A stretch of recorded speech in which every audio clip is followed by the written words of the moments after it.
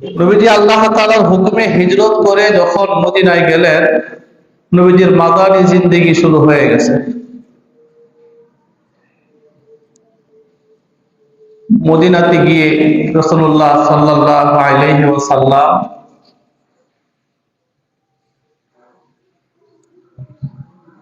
একটা সুস্থ পরিবেশ পাইলেন, সহযোগী পাইলেন, আল্লাহ তাআলার হুকুম আহকাম পালনের একটা পরিবেশ সৃষ্টি করলেন। মুহাজির সাহাবী আর আনসার সাহাবীদের মধ্যে একটা ভ্রাতৃত্বের বন্ধন সৃষ্টি করে দিলেন, একে অপরের ভ্রাতৃত্বের বন্ধনে আবদ্ধ হয়ে গেলেন। মদিনাতে গিয়ে নবীজি তিন শ্রেণীর মানুষের সাথে পরিচিত হইলেন। একদল ছিল সাহাবায়ে কেরাম, মুহাজির এবং আনসার, আরেক দল ছিল মদিনার আদি মুশরিক, আরেক দল ছিল ইহুদি সম্প্রদায়।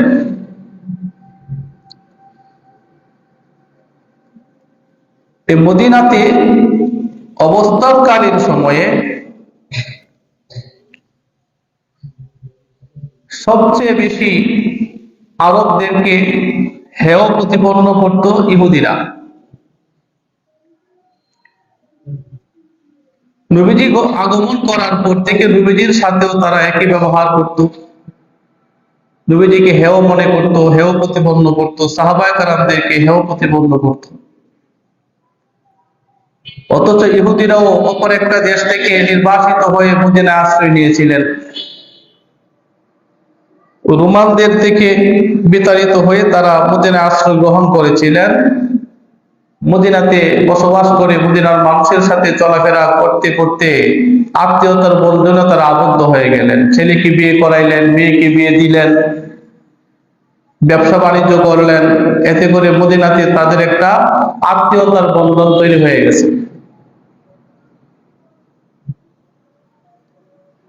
কিন্তু তাদের যে জাতীয়তাবাদ, ইহুদিদের, মূলত ইহুদি রোমান দেশ থেকে আসছে, এরা এদের জাতিগত যে অভ্যাস, যে চরিত্র, ওই চরিত্র তারা ভুলতে পারে নাই। বর্তমান পৃথিবীতে ইসরায়েলিরা যে আচরণ করে, সেম একই আচরণ তাদের মধ্যে ছিল। ইহুদিরা মদিনাতে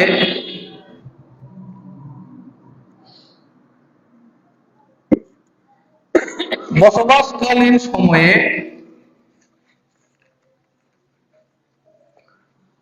তাদের চিরাচরিত অভ্যাস অনুযায়ী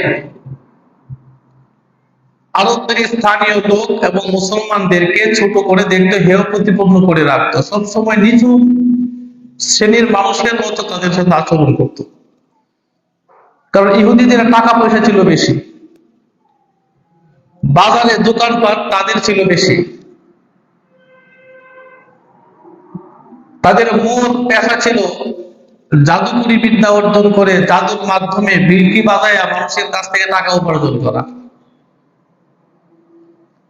জারফুক করা, এগুলো ছিল তাদের মূল কাজ। আর মানুষদেরকে ধোঁকা দেওয়াতে তারা ছিল সিদ্ধহস্ত। কিভাবে মানুষদেরকে ধোঁকা দেওয়া যায়, এই শিক্ষাটা তারা ভালোভাবে অর্জন করতে পারছে। তাদের ব্যবসা বাণিজ্যের মধ্যে তাদের পণ্যগুলো ছিল এক নম্বরে। তারা যে পণ্যগুলো নিয়ে ব্যবসা করত সেটা ছিল মদের ব্যবসা। অন্যান্য পণ্য ছিল, খেজুরের ব্যবসা ছিল, কাপড়ের ব্যবসা ছিল, কিন্তু মাদকের ব্যবসা ছিল তাদের মধ্যে বেশি। তাদের কাছে টাকা পয়সা বেশি হওয়ার কারণে মদিনাতে চলাফেরা করতে তাদের তেমন একটা বেগ পোহাতে হতো না, বরং মদিনার যারা স্থানীয় লোক ছিল, মুশরিক, ক্ষুদ্র ব্যবসায়ী অথবা বড় ব্যবসায়ী, ব্যবসা করতে গেলে টাকা পয়সার মাঝে মধ্যে সমস্যা হইতো, তখন ইহুদি টাকা পয়সাওয়ালা ধনাঢ্যশালী ব্যক্তিদের থেকে তারা টাকা ধারানো। ইহুদিরাও এই সুযোগটা কাজে লাগাইছে। তারা চড়া মূল্যে, চড়া সুদে মদিনার স্থানীয় মানুষদেরকে টাকা দিত। অধিক মুনাফা সুদ তারা তাদের কাছ থেকে নিয়ে নিত। সেম একই অবস্থা বর্তমান পৃথিবীতে ইহুদিদের। পৃথিবীতে যত ধরনের অপকর্ম আছে সব অপকর্মের হোতা হলো এই ইহুদিরা। আমাদের এই ভারতীয় উপমহাদেশে ব্রিটিশরা যখন প্রথম এসেছিল ব্যবসার নাম দিয়ে এসেছিল, ব্যবসা করবে। তৎকালীন মুসলিম সম্প্রদায় এর তীব্র নিন্দা জানিয়েছিল, বিরোধিতা করেছিল। কিন্তু রাষ্ট্রযন্ত্রকে কাজে লাগিয়ে তারা ব্যবসার নামে এই দেশের ঢুইকা মানুষের সাথে মিশতে মিশতে একটা পর্যায়ে দেশের শাসন ক্ষমতা ব্রিটিশদের হাতে চলে গেছে। ইতিহাস জানেন না এটা? এই দেশ ব্রিটিশরা শাসন করতে এক সময়, ভারত, পাকিস্তান, বাংলাদেশ। এই ব্যবসার নাম দিয়ে এই দেশে ঢুইকা দেশের রাষ্ট্রীয় পর্যায় পর্যন্ত তারা ঢুইকা এই দেশটাকে তাদের আয়ত্তে নিয়ে গেছে। এই ইহুদিরা যখন দেখছে যে মক্কা থেকে মুহাম্মদ সাল্লাল্লাহু আলাইহি ওয়াসাল্লাম মদিনাতে আগমন করার ফলে মদিনার মানুষেরা দলে দলে ইসলাম কবুল করতেছে। আর ইহুদিদের সর্দার ছিল আব্দুল্লাহ ইবনে উবাই, মুনাফিকদের সর্দার। সে ওই সময় নিজেকে নেতা নেতা ভাব, এমন একটা মনোভাব তার মধ্যে ছিল। কিন্তু নবীজির কারণে সে আর বড় নেতা হইতে পারে নাই, তাকে মানুষ আর গ্রহণ করে নাই। তার স্বভাব চরিত্র সম্পর্কে মানুষের কাছে স্পষ্ট হয়ে গেছে। তো বিভিন্ন দিক বিবেচনা করে ইহুদি সম্প্রদায় সহ মুশরিকরা এবং এই আব্দুল্লাহ ইবনে উবাই ইবনে সলুল তারা নবীজিকে সহ্য করতে পারত না। নবীজির অবস্থানকে তারা ভালো চোখে দেখত না। তারা বিভিন্ন ভাবে ষড়যন্ত্র করতে থাকতো যে নবীজিকে কিভাবে এই দেশ থেকে তাড়ানো যায়। রাসূলুল্লাহ সাল্লাল্লাহু আলাইহি ওয়াসাল্লাম মদিনাতে যখন গেলেন, চিন্তা করলেন মক্কার জমিনে আল্লাহ তাআলার হুকুম, আল্লাহ তাআলার বিধিবিধান বাস্তবায়ন করতে অনেক বেগ পোহাতে হয়েছে, পারি নাই। মক্কার কাফের মুশরিকেরা অত্যাচার করত, নির্যাতন করত। সেখান থেকে নির্বাসিত হয়ে দেশান্তরিত হয়ে মদিনায় এসেছি। মদিনাটা একটা উর্বর ভূমি, আল্লাহর হুকুম পালনের একটা উর্বর ভূমি। আর উর্বর ভূমিতে মানুষ যে ফসল লাগায় এই ফসলই হয়। কথা কি বুঝতেছেন? উর্বর ভূমিতে যে ফসল লাগায় এই ফসলটা খুব দ্রুত হয়ে যায়। রাসূল সাল্লাল্লাহু আলাইহি ওয়াসাল্লাম আল্লাহ তাআলার বিধিবিধানগুলো মদিনা রাষ্ট্রে বাস্তবায়নের জন্য পদক্ষেপ নিলেন। গিয়ে দেখলেন মদিনার মানুষেরা বিভিন্ন দলে বিভক্ত। এদেরকে নেতৃত্ব দেওয়ার মতো তেমন ভালো কোনো মানুষ নাই। বংশে বংশে মারামারি, যে বংশের শক্তি বেশি এই বংশে সবার উপরে রাজত্ব করত। রাসূলুল্লাহ সাল্লাল্লাহু আলাইহি ওয়াসাল্লাম এই মদিনার সমাজটাকে সুন্দর একটা পরিবেশ দেওয়ার ইচ্ছা করলেন। সুবহানাল্লাহ বলেন। একটা রাষ্ট্র গঠন করতে গেলে চারটা জিনিসের দরকার হয়। একটা রাষ্ট্র গঠন করতে হলে, একটা দেশ গঠন করতে হলে কয়টা জিনিসের দরকার? চারটা জিনিসের দরকার। এক নাম্বার, নির্দিষ্ট একটা ভূমি দরকার, একটা ভূখণ্ড দরকার। নবীজি মদিনাতে গিয়ে একটা নির্দিষ্ট ভূমি পাইছে, ভূখণ্ড পাইছে। আমাদের বাংলাদেশ কি এমনি বাংলাদেশ হয়ে গেছে? পাকিস্তানের সাথে যখন ছিল, ভারতের সাথে যখন ছিল, তখন তো আর বাংলাদেশ বইলা স্বাধীন রাষ্ট্র ঘোষণা করার মতো কোনো সুযোগ ছিল না। দীর্ঘ 9 মাস যুদ্ধের ফলে পাকিস্তান থেকে আমরা স্বাধীন সার্বভৌম একটা ভূখণ্ড পাইছি। 56,000 বর্গ মাইলের একটা স্বাধীন দেশ, একটা ভূখণ্ড আমরা কি করলাম? পাইলাম। তো একটা রাষ্ট্র গঠনের জন্য 4টা জিনিসের 1 নম্বর জিনিস হলো একটা ভূখণ্ড লাগবে। 2 নম্বর হইল দেশের জনগণ দরকার। রাষ্ট্র গঠন করতে হলে মানুষ লাগবে, জনগণ। নবীজি মদিনাতে গিয়া একটা ভূখণ্ড পাইছে, আবার জনগণও পাইছে। রাষ্ট্র গঠন করতে হলে 3 নম্বর যে জিনিসটা দরকার, একটা এই রাষ্ট্র পরিচালনার জন্য নির্দিষ্ট একটা সরকার দরকার। এই রাষ্ট্র পরিচালনার জন্য নির্দিষ্ট একটা কি দরকার? সরকার দরকার। মসজিদ বানাইতে গেলেও তো একটা জায়গা লাগবো, কি কর? জায়গা লাগতো না? মসজিদে নামাজ পড়ার জন্য তো লোক লাগতো না? একই তো। আবার এই মসজিদ চালাইতে গেলে একটা কমিটি লাগবো কিনা? এই দেশ চালাইতে গেলেও সরকার লাগবে। 3 নাম্বার গেল। 4 নাম্বার, এই দেশটা কিভাবে চলবে? একটা রাষ্ট্র গঠন করতে হলে 4 নাম্বার যে জিনিসটা দরকার, এই দেশ কিভাবে চলবে এই জন্য একটা সংবিধান লাগবে, নীতিমালা।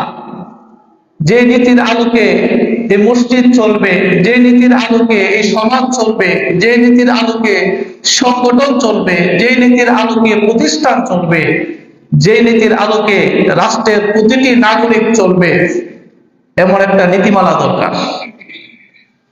রাসূলুল্লাহ সাল্লাল্লাহু আলাইহি ওয়াসাল্লাম মদিনাতে যাওয়ার পরে 4টা জিনিসের মধ্যে 2টা জিনিস গিয়া পাইছেন। 1 নাম্বার, মদিনাতে একটা ভূখণ্ড পাইছে। মদিনাতে কি পাইছে? ভূখণ্ড। যে ভূখণ্ড জুড়ে মানুষেরা বসবাস করে, জনগণ পাইছে। তাহলে 4টা জিনিসের কয়টা জিনিস পাইছে? 2টা। আর 2টা জিনিসের অভাব মদিনাতে। অভাব কি? সেখানে প্রতিষ্ঠিত কোন সরকার নাই, যে যেমন ইচ্ছা সেভাবে চলে। কেউ কারো কথা মানে না, বাপ পুরার কথা মানে না, পুরাও বাপের কথা মানে না। যে যার উপরে ক্ষমতা ফলাইতে পারে, এভাবেই চলছে। নির্দিষ্ট কোন নীতিমালা নাই। নবীজি চিন্তা করলেন তাদেরকে এই মদিনা রাষ্ট্রটাকে একটা নির্দিষ্ট নীতিমালার উপরে নিয়ে আসতে হবে, একটা কাঠামোর উপরে নিয়ে আসতে হবে, একটা সরকার গঠন করতে হবে। আরেকটা জিনিস পাই না, যিনি দেশ শাসন করা, এই মদিনা রাষ্ট্র শাসন করার নীতিমালা নাই, সংবিধান নাই। সংবিধান গঠন করতে হবে। শুরু হয়ে গেল রাসূল সাল্লাল্লাহু আলাইহি ওয়াসাল্লামের রাজনৈতিক জীবন। কি শুরু হইল? নবীজির রাজনৈতিক জীবন। কিন্তু মানুষের, আমাদের সমাজে এমন হয়ে গেছে, নবীজির সব কিছু বিশ্বাস করলেও নবীজি একজন প্রভাবশালী 1 নম্বরের সুপার পাওয়ারফুল রাজনীতিবিদ ছিলেন, ওইটা মানুষ বিশ্বাস করতে চায় না। কথা ঠিক কিনা? রাজনীতিবিদ যারা, তারা তো দেশ চালায়। কি চালায়? দেশ চালায়। নবীজিও দেশ চালাইছেন। রাসূল সাল্লাল্লাহু আলাইহি ওয়াসাল্লামের রাজনৈতিক জীবন শুরু হয়ে গেল। নবীজি স্বাধীন সার্বভৌম একটা রাষ্ট্র পাইলেন, জনগণ পাইলেন। কিন্তু একটা রাষ্ট্রের মধ্যে বিভিন্ন পেশা, বিভিন্ন শ্রেণীর, বিভিন্ন গোত্রের, বিভিন্ন ধর্মের মানুষের বসবাস। এমন একটা জায়গার মধ্যে নবীজি রাষ্ট্র পরিচালনা করলে তো আল্লাহর বিধান দিয়ে রাষ্ট্র পরিচালনা করবেন। কি বলেন? আল্লাহর আইন অনুযায়ী তো রাষ্ট্র পরিচালনা করবেন। কিন্তু যে আল্লাহ মানে না, যারা কোরআন সুন্নাহ মানে না, তাকে এই আল্লাহর বিধান কেমনে মানাইব? সেম কাহিনী আমাদের দেশে লক্ষ্য করেন। আমাদের দেশে শুধু মুসলমান থাকে না আরো অন্য ধর্মের লোক থাকে? বর্তমান বিশ্বের সকল রাজনীতিবিদরা যদি রাসূল সাল্লাল্লাহু আলাইহি ওয়াসাল্লামের রাজনৈতিক জীবনটাকে ব্যাখ্যা করেন, ব্যক্তি চুপ বলায় নবীজির রাজনীতি কেমন ছিল, পররাষ্ট্রনীতি কেমন ছিল, অর্থনৈতিক নীতি কেমন ছিল, নবীজির আইন বিভাগ কিভাবে চলতো, প্রশাসনিক বিভাগ কিভাবে চলতো, তাহলে পৃথিবীর শাসকেরা একটা সুন্দর সুষ্ঠ একটা রাষ্ট্র তারা গঠন করতে পারত।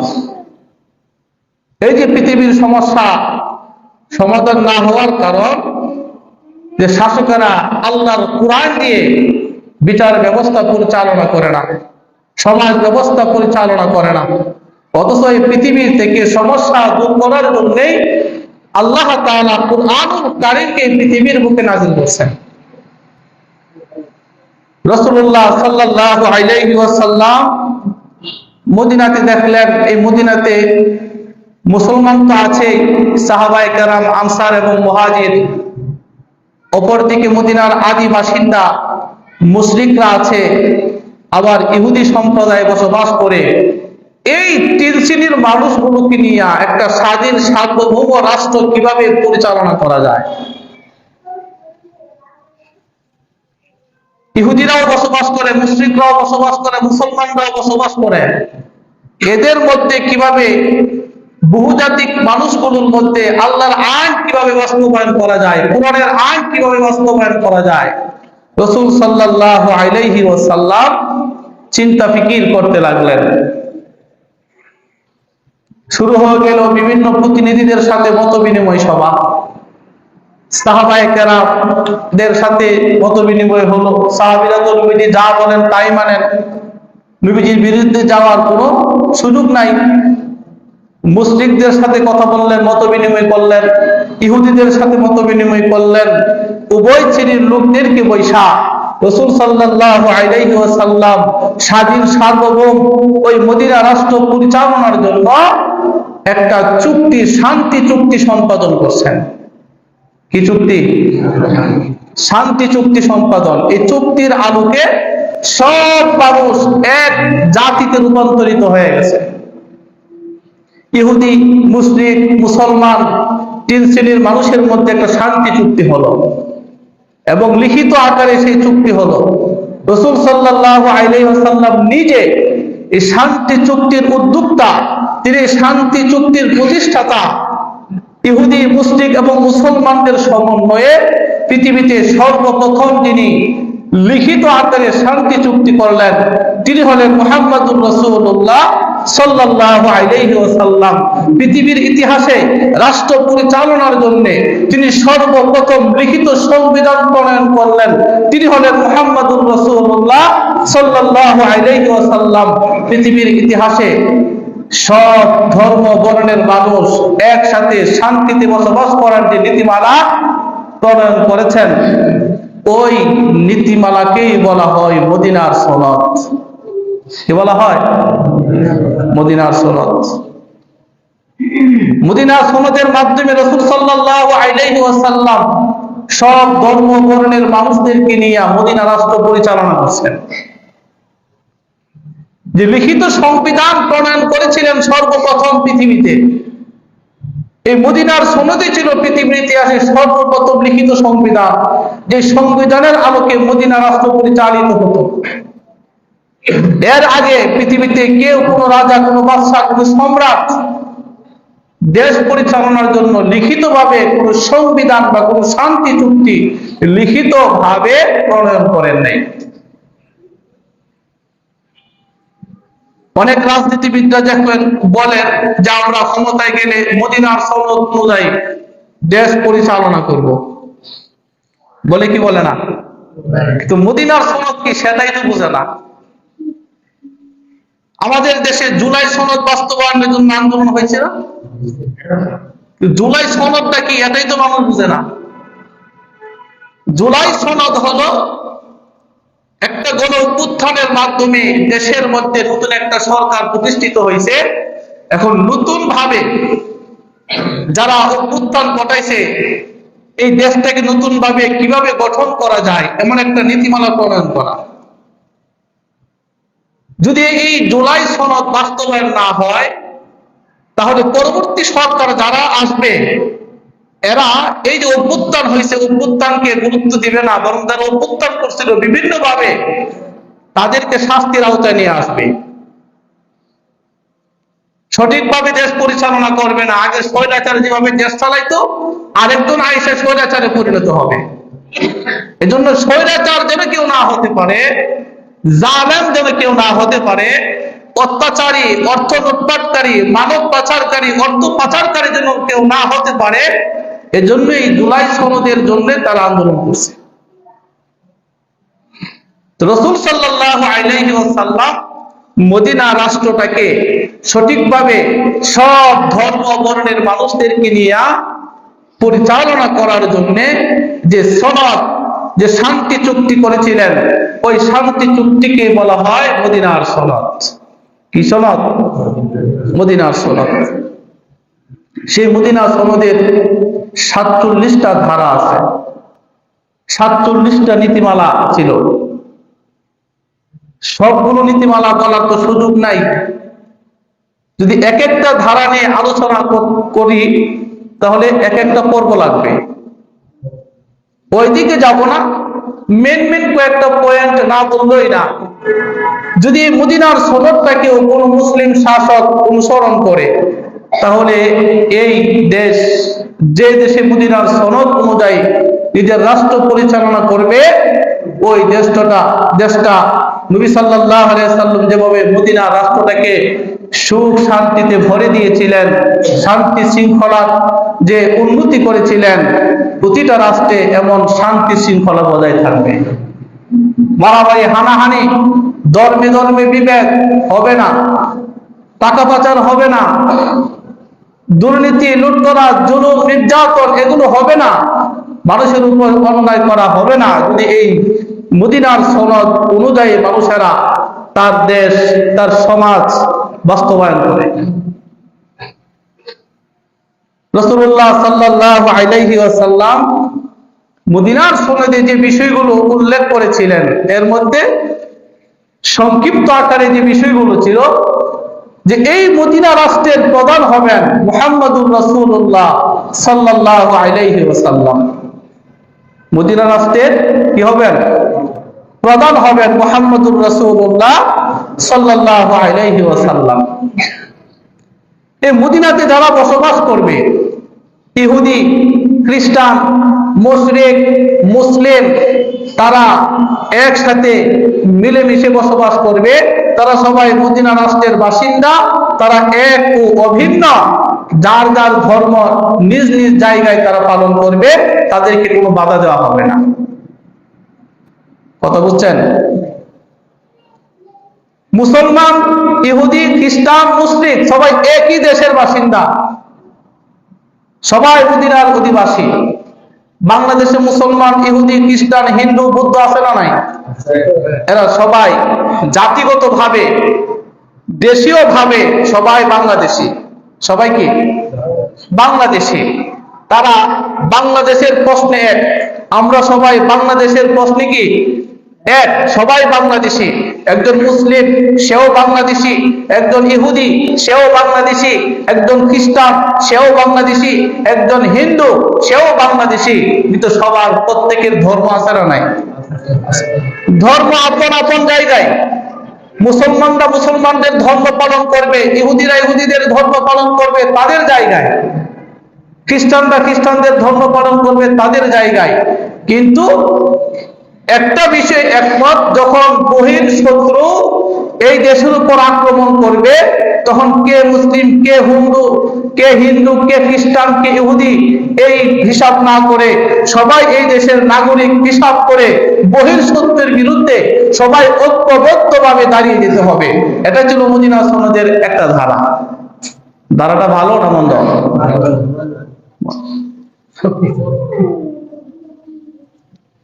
মদিনা রাষ্ট্রে যদি বহির বিশ্ব থেকে কেউ আক্রমণ করতে চায়, সবাই এক হয়ে কি করবে? প্রতিহত করবে। মদিনা রাষ্ট্রের আরেকটা ধারা ছিল যে এই মদিনাতে যারা বসবাস করবে বিভিন্ন ভাবে এক একজনের দ্বারা অপরাধ সংঘটিত হইতেই পারে। একজন হিন্দু অপরাধ করতেই পারে, একজন ইহুদি বিভিন্ন অপরাধ করতেই পারে, মুসলমান অপরাধ করতেই পারে। একজনের অপরাধের কারণে তার পুরো সম্প্রদায়কে দোষী সাব্যস্ত করা যাবে না। একজন ইহুদি যদি অপরাধ করে, যে অপরাধ করছে তার শাস্তি হবে, কিন্তু তার পুরো সম্প্রদায়কে কি করা যাবে না, শাস্তির আওতায় আনা যাবে না। এই একটা ধারণা ছিল। কেউ কারোর উপর জুলুম করবে না, নির্যাতন করবে না। এভাবে বিভিন্ন ধারা উপধারায় ৪৭টা ধারা মদিনার সনদের মধ্যে রাসূল সাল্লাল্লাহু আলাইহি ওয়াসাল্লাম সব ধর্ম বর্ণের মানুষদেরকে নিয়ে মদিনার সনদ গঠন করলেন। সর্বশেষ কথা হলো, যখনই কোনো বিষয়ের সমস্যা দেখা দিবে, নিজে নিজে এই সমস্যার সমাধান করতে না পারলে, গোত্রে গোত্রে সমস্যার সমাধান করতে না পারলে, এই সমস্যার সমাধানের চূড়ান্ত ফয়সালা হবে আল্লাহ এবং তার রাসূলের মাধ্যমে। সুবহানাল্লাহ বলেন। সমস্যার সমাধানের চূড়ান্ত ফয়সালা কে করবেন? আল্লাহ এবং তার রাসূল। তাহলে মদিনা রাষ্ট্রের প্রধান মুহাম্মদুর রাসূলুল্লাহ সাল্লাল্লাহু আলাইহি ওয়াসাল্লাম, এই মদিনা রাষ্ট্র চলবে আল্লাহ এবং তার রাসূলের হুকুম অনুযায়ী। ইহুদি খ্রিস্টান যারা ছিল, এরা আপন আপন ধর্ম পালন করবে নির্বিঘ্নে, ওইখানে তাদেরকে কোনো বাধা দেওয়া হবে না, একজন আরেকজনের ধর্ম পালনে কোনো বাধা দিবে না। এটা ছিল মদিনার সনদের একটা ধারা। মদিনার সনদের উল্লেখযোগ্য একটা ধারা ছিল এই, আজ থেকে কেউ কোন ধরনের অন্যায় কাজের অপরাধের সহযোগী হবে না। অন্যায় কাজের বা অপরাধের সহযোগী হবে না, অন্যায়কে সমর্থন করবে না, অন্যায় কাজের জন্য সমর্থন করবে না, সুপারিশও করবে না। এটা একটা ধারা, উল্লেখযোগ্য ধারা। দেখেন, খেয়াল করেন বিষয়টা। নবীজি কিন্তু বলেন না আজ থেকে কেউ অন্যায় করবে না, আজ থেকে কেউ অন্যায় করবে না, অপরাধ করবে না। নবীজি বলছেন আজ থেকে কেউ অন্যায়ের সহযোগী হবে না, অন্যায়ের সমর্থন করবে না, অপরাধীর পক্ষে কেউ সুপারিশ করবে না। শব্দগুলো খেয়াল করেন। অন্যায় করা আর অন্যায়ের সমর্থন করা পার্থক্য আসেনি? দেখেন, অন্যায় হবে স্বাভাবিক, অপরাধ হবে এটা স্বাভাবিক, হইবে, মানুষ হিসাবে কি হবে, অপরাধ হবে। কিন্তু সেই অপরাধটাকে যদি আপনি সমর্থন করেন, এটা আপনার বড় অপরাধ। নবীজি সাল্লাল্লাহু আলাইহি ওয়াসাল্লাম এই সম্পর্কে নিষেধাজ্ঞা দিচ্ছেন, ধারা আনছেন, আজ থেকে কেউ কোনো অন্যায়ের সমর্থন দিবে না, অন্যায় করার জন্য সহযোগিতাও করবে না, এবং অপরাধীর পক্ষে কেউ সুপারিশও করবে না। কিন্তু এই যে ধারাটা যদি আমরা মানি বা রাষ্ট্রে বা সমাজে প্রতিষ্ঠিত যদি হয়ে যায়, তাহলে অন্যায় করার সুযোগই কেউ পাবে না। কি বলেন, পাবে? আমাদের দেশে অন্যায় যে করে, এটা বিভিন্ন ভাবে শেল্টার দেওয়া হয়, হয় কি হয় না? রাজনৈতিক ভাবে শেল্টার দেয়, অর্থনৈতিক ভাবে তাকে অন্যায় করতে শেল্টার দেয়, সামাজিক ভাবেও শেল্টার দেয়, বাপেও তারা শেল্টার দেয়। সব দিক দিয়ে অন্যায়কারী অন্যায় করার জন্য শেল্টার পায়। এই জন্য আমাদের দেশ থেকে অপরাধ দূর হয় না। এই যে উসমান হাদিকে যে গুলি করছে, কি বলেন, শেল্টার দিছে না? শেল্টার দিছে। এই অন্যায় কাজের জন্য যদি আইন শৃঙ্খলা বাহিনীর কাছে ধরা পড়ে, এই অপরাধীকে জেল থেকে ছাড়ানোর জন্য বিভিন্ন লোক হাজির, টাকা পয়সা দিয়া আইনজীবী নিয়োগ হয়ে যায়, হয় কি হয় না? হয়ে যায়। এই হাদির খুনি তো জেলেই ছিল। কোথায় ছিল? একটা অপরাধী, তার বিচার হওয়া দরকার ছিল, উপরন্তু বিচার না করে তারে জেল থেকে বাইর করছে। এই যে মদিনার ধারা, এই প্রত্যেকটা ধারাই ছিল জাতির কল্যাণের জন্য, দেশের কল্যাণের জন্য, মানুষের কল্যাণের জন্য। পুলিশ যদি কোনো অপরাধীকে ধরে নিয়ে যায়, মাদক সেবনের কারণে, চোরাচালানির কারণে, যে কোনো অপরাধের কারণে, সন্ত্রাসের কারণে, অস্ত্রের কারণে যদি পুলিশ ধরে নিয়ে যায়, তখন এই সন্ত্রাসী যার দল করে পুলিশের ফোন নিয়ে বলে আমার লোক করে ছাড়া দেন, তাইলে ওই নেতা এই অপরাধীর পক্ষে পুলিশকে কি করতেছে? সুপারিশ করতেছে, ও আমার লোক করে কি করে দেন? ছাড়া দেন। পুলিশ যদি বলে স্যার ছাড়া দিয়ে দিব, এর তো অস্ত্র সহ ধরছি, অপরাধ তো স্পষ্ট, এর তো মাদক সহ ধরছি, অপরাধ তো স্পষ্ট, জবাব আসে এর অস্ত্র সহই ছাড়া দেন, মাদক সহই তারা ছাড়া দেন, যেটা পাইছেন গাঞ্জা তাকে গাঞ্জা সহই তারা ছাড়া দেন। এই যে অপরাধের পক্ষে সমর্থন দেওয়া, সহযোগিতা করা, অপরাধের পক্ষে সুপারিশ করা, এটা বড় ধরনের অপরাধ। এই জন্য আল্লাহ তাআলা রাসূলের মাধ্যমে এই স্বাধীন সার্বভৌম মদিনার রাষ্ট্রকে সুন্দরভাবে পরিচালনার জন্য মদিনার সনদে ধারা লেখা দিয়েছেন যে আজ থেকে মদিনার কেউ কোনো কাজের, কোনো অপরাধীর পক্ষে সুপারিশ করবে না, সহযোগিতা করবে না, সমর্থন করবে না। এটা নবীজি নিজে লেখছেন না আল্লাহ লেখাইছে? আর এই ধারাটা কোরআনের ধারা। আল্লাহ তাআলা কুরআনুল কারীমে বলেছেন ওয়া তাআওয়ানু আলাল বিররি ওয়াত তাকওয়া ওয়া লা তাআওয়ানু আলাল ইসমি ওয়াল উদওয়ান। আল্লাহ তাআলা মানব মণ্ডলীকে জানিয়ে দিয়েছেন, হে মানব মণ্ডলী, ওয়া তাআওয়ানু আলাল বিররি ওয়াত তাকওয়া, তোমরা যত সৎ কাজ আছে, ভালো কাজ আছে, পরহেজগারি, সংযমী যত কাজ আছে, সব ভালো কাজের সমর্থন করবা, সাহায্য করবা, সহযোগিতা করবা। যত ভালো কাজ আছে, যত নেক কাজ আছে, সমস্ত নেক কাজের সহযোগিতা করার জন্য আদেশ করেছেন কে? আল্লাহ। যত ভালো কাজ আছে, ভালো সৎ কাজ, সংযমী যত বিষয় আছে, প্রত্যেকটা বিষয়ে তোমরা সহযোগিতা করবা।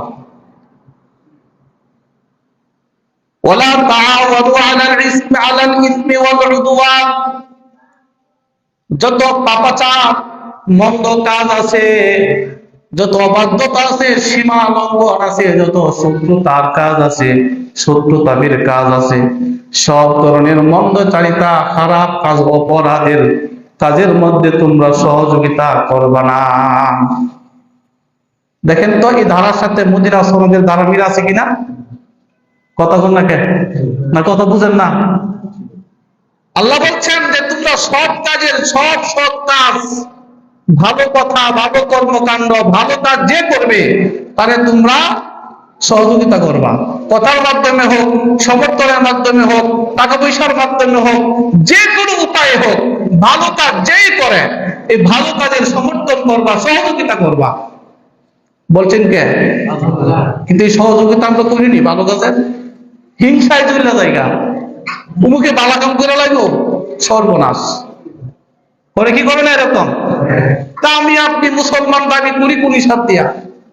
ভালো কাজের তো আমি সহযোগিতা করুন দূরের কথা, আরো বিভিন্ন ভাবে ষড়যন্ত্র করে ভালো কাজটাকে কেমনে বানচাল করা যায়, কেমনে নষ্ট করা যায়, এই চিন্তা করি, এই ফিকির করি।